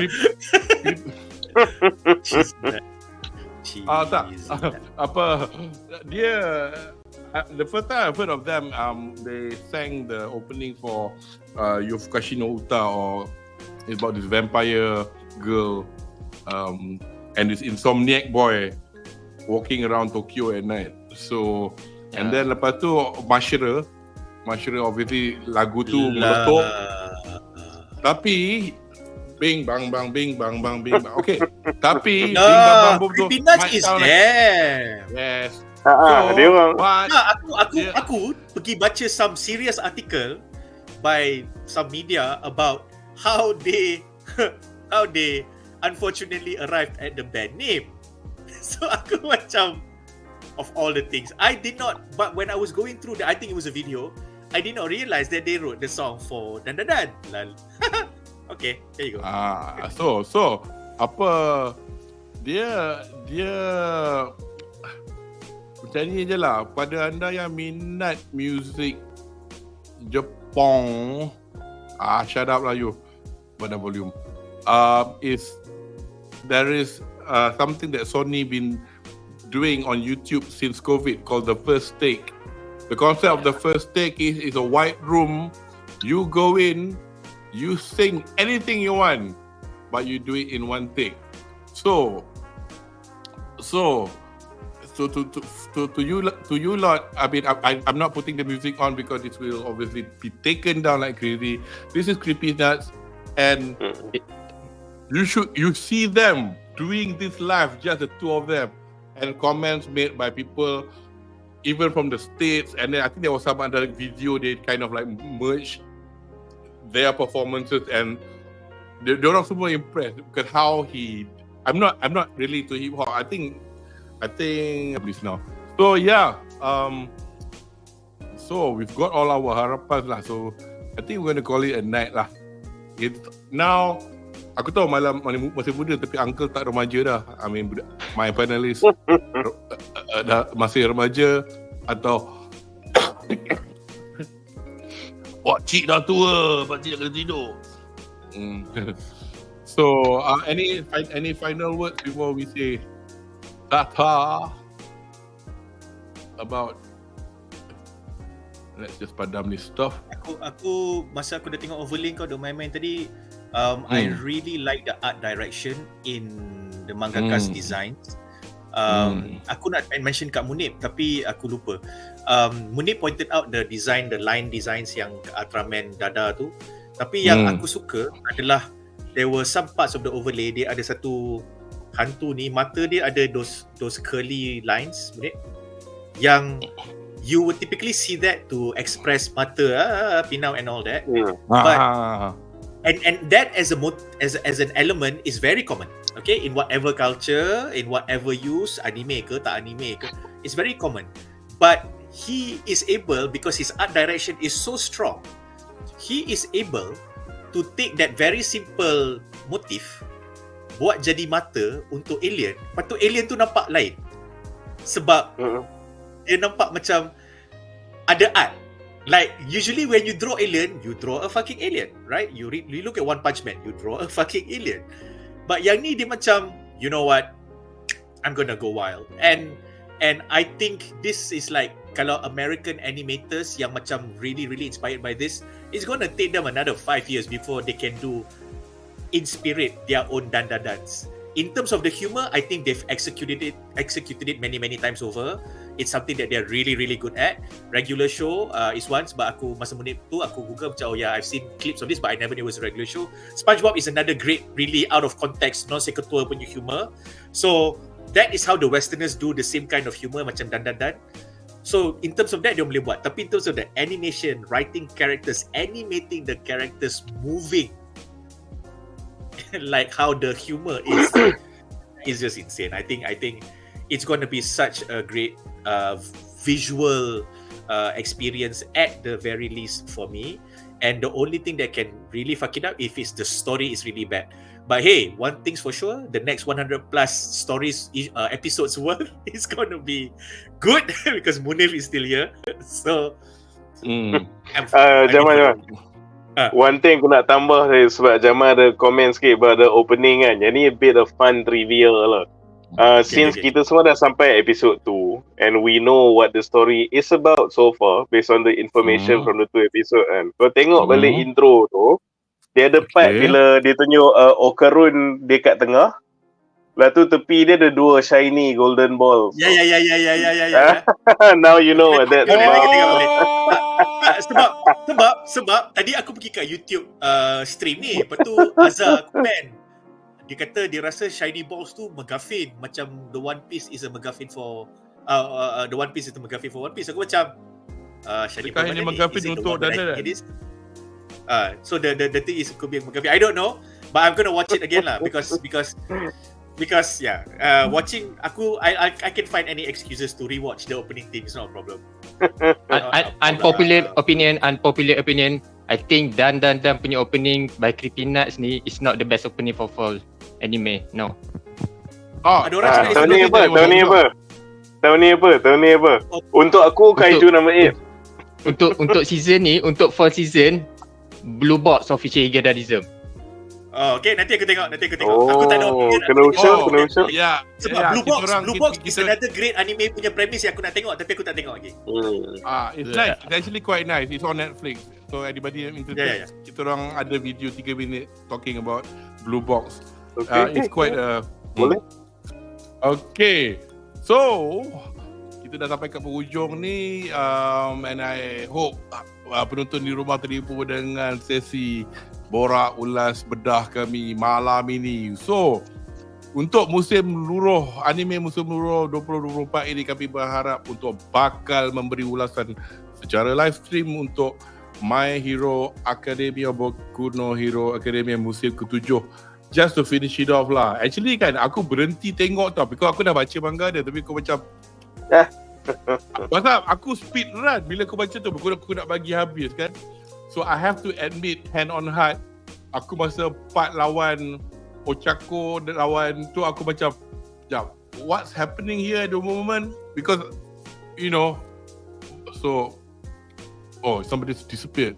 Amber is back. So yeah, so hopefully we'll be back again, probably not next weekend but the weekend after kot lah. Tapi probably next weekend is the earliest I can call people if Amber's up to it or anybody else up to finishing My Hero Academia. Dan juga stuff for this season, so this will be a few weeks yet. MF Ghost musim kedua yang boleh ditonton di Amazon Prime dan Crunchyroll. Bleach 1000 Year Blood War Core 3. Did you watch that episode? Aku rasa macam dia recap episode in my opinion, because I saw, didn't she do that bangkai already? I forgot. So when I watched, aku rasa the 1000 Year Blood War ni is arriving at the point when they are tired of doing it.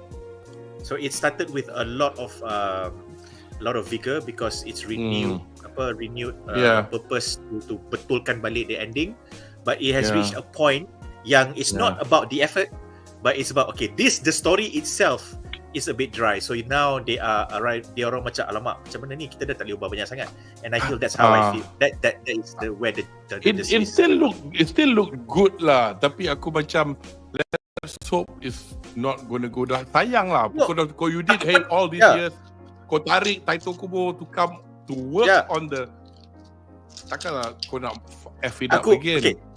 Okay, aku Kudo, yang kau cakap tadi, it looks good, at least it looks good. Aku pula macam, you don't redo Bleach because it looked bad before. It never looked bad at any point. Because even if the animation was shit, the characters were arguably the best design, silhouette-wise lah, the best design characters during its time. So, means you tahu, dia dah cantik dah. Okay, it's very hard to fuck up the animation because dia dah cantik. So, you don't watch Bleach because it's pretty. You watch Bleach because you have some reason, some irrational attachment to the story and characters. The fact that Kubo title was brought on board to correct his past wrong. So let's hope. No, I know, and that correction is on a story perspective, bukan visually. So aku macam, so you don't watch 1000 Year because of the visual. You watch 1000 Year because macam, okay, Han nak betulkan mana ni.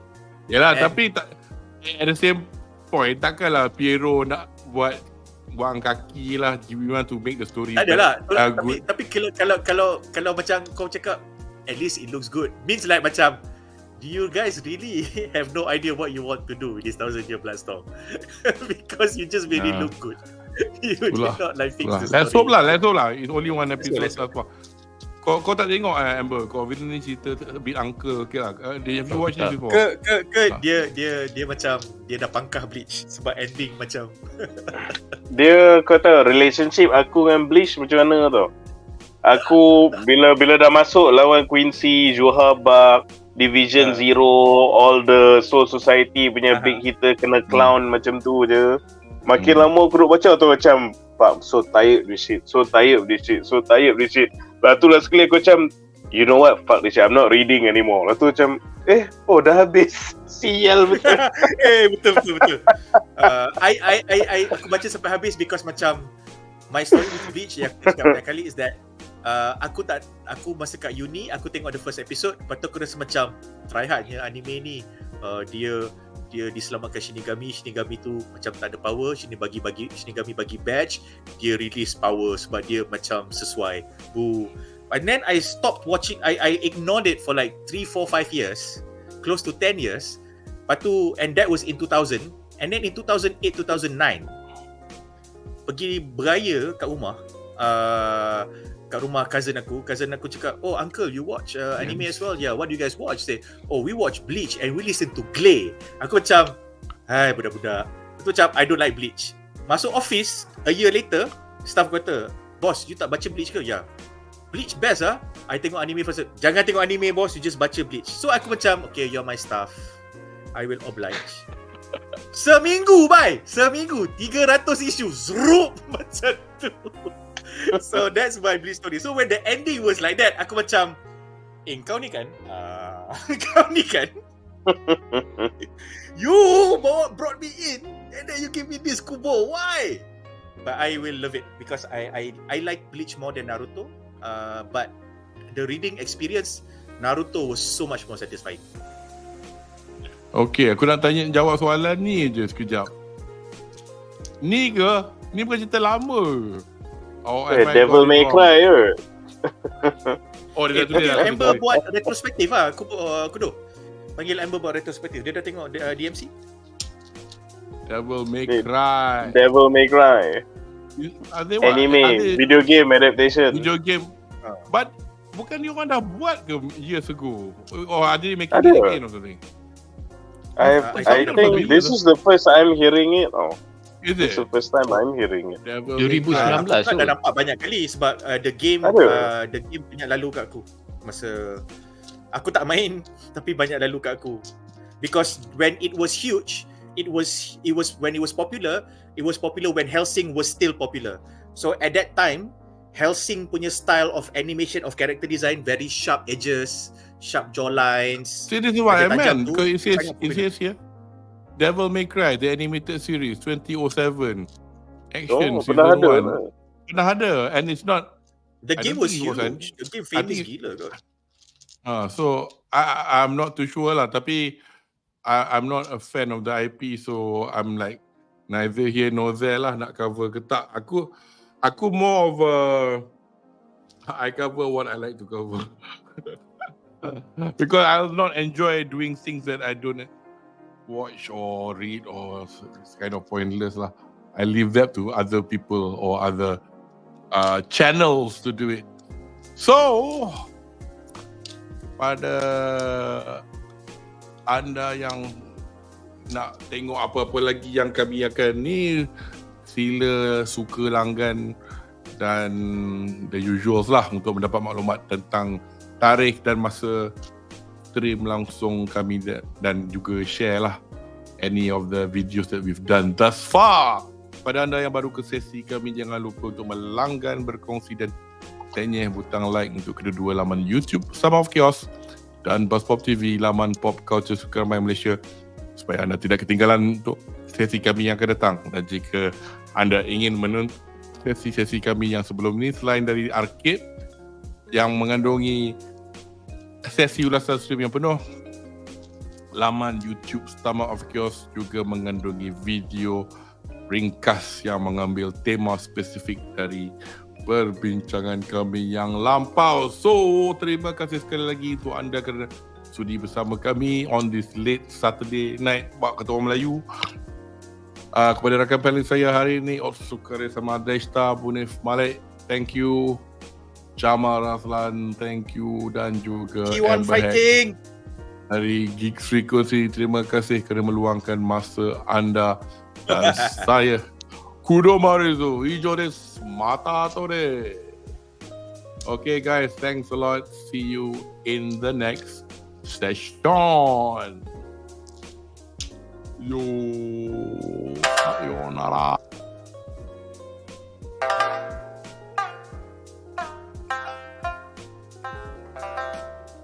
Ada.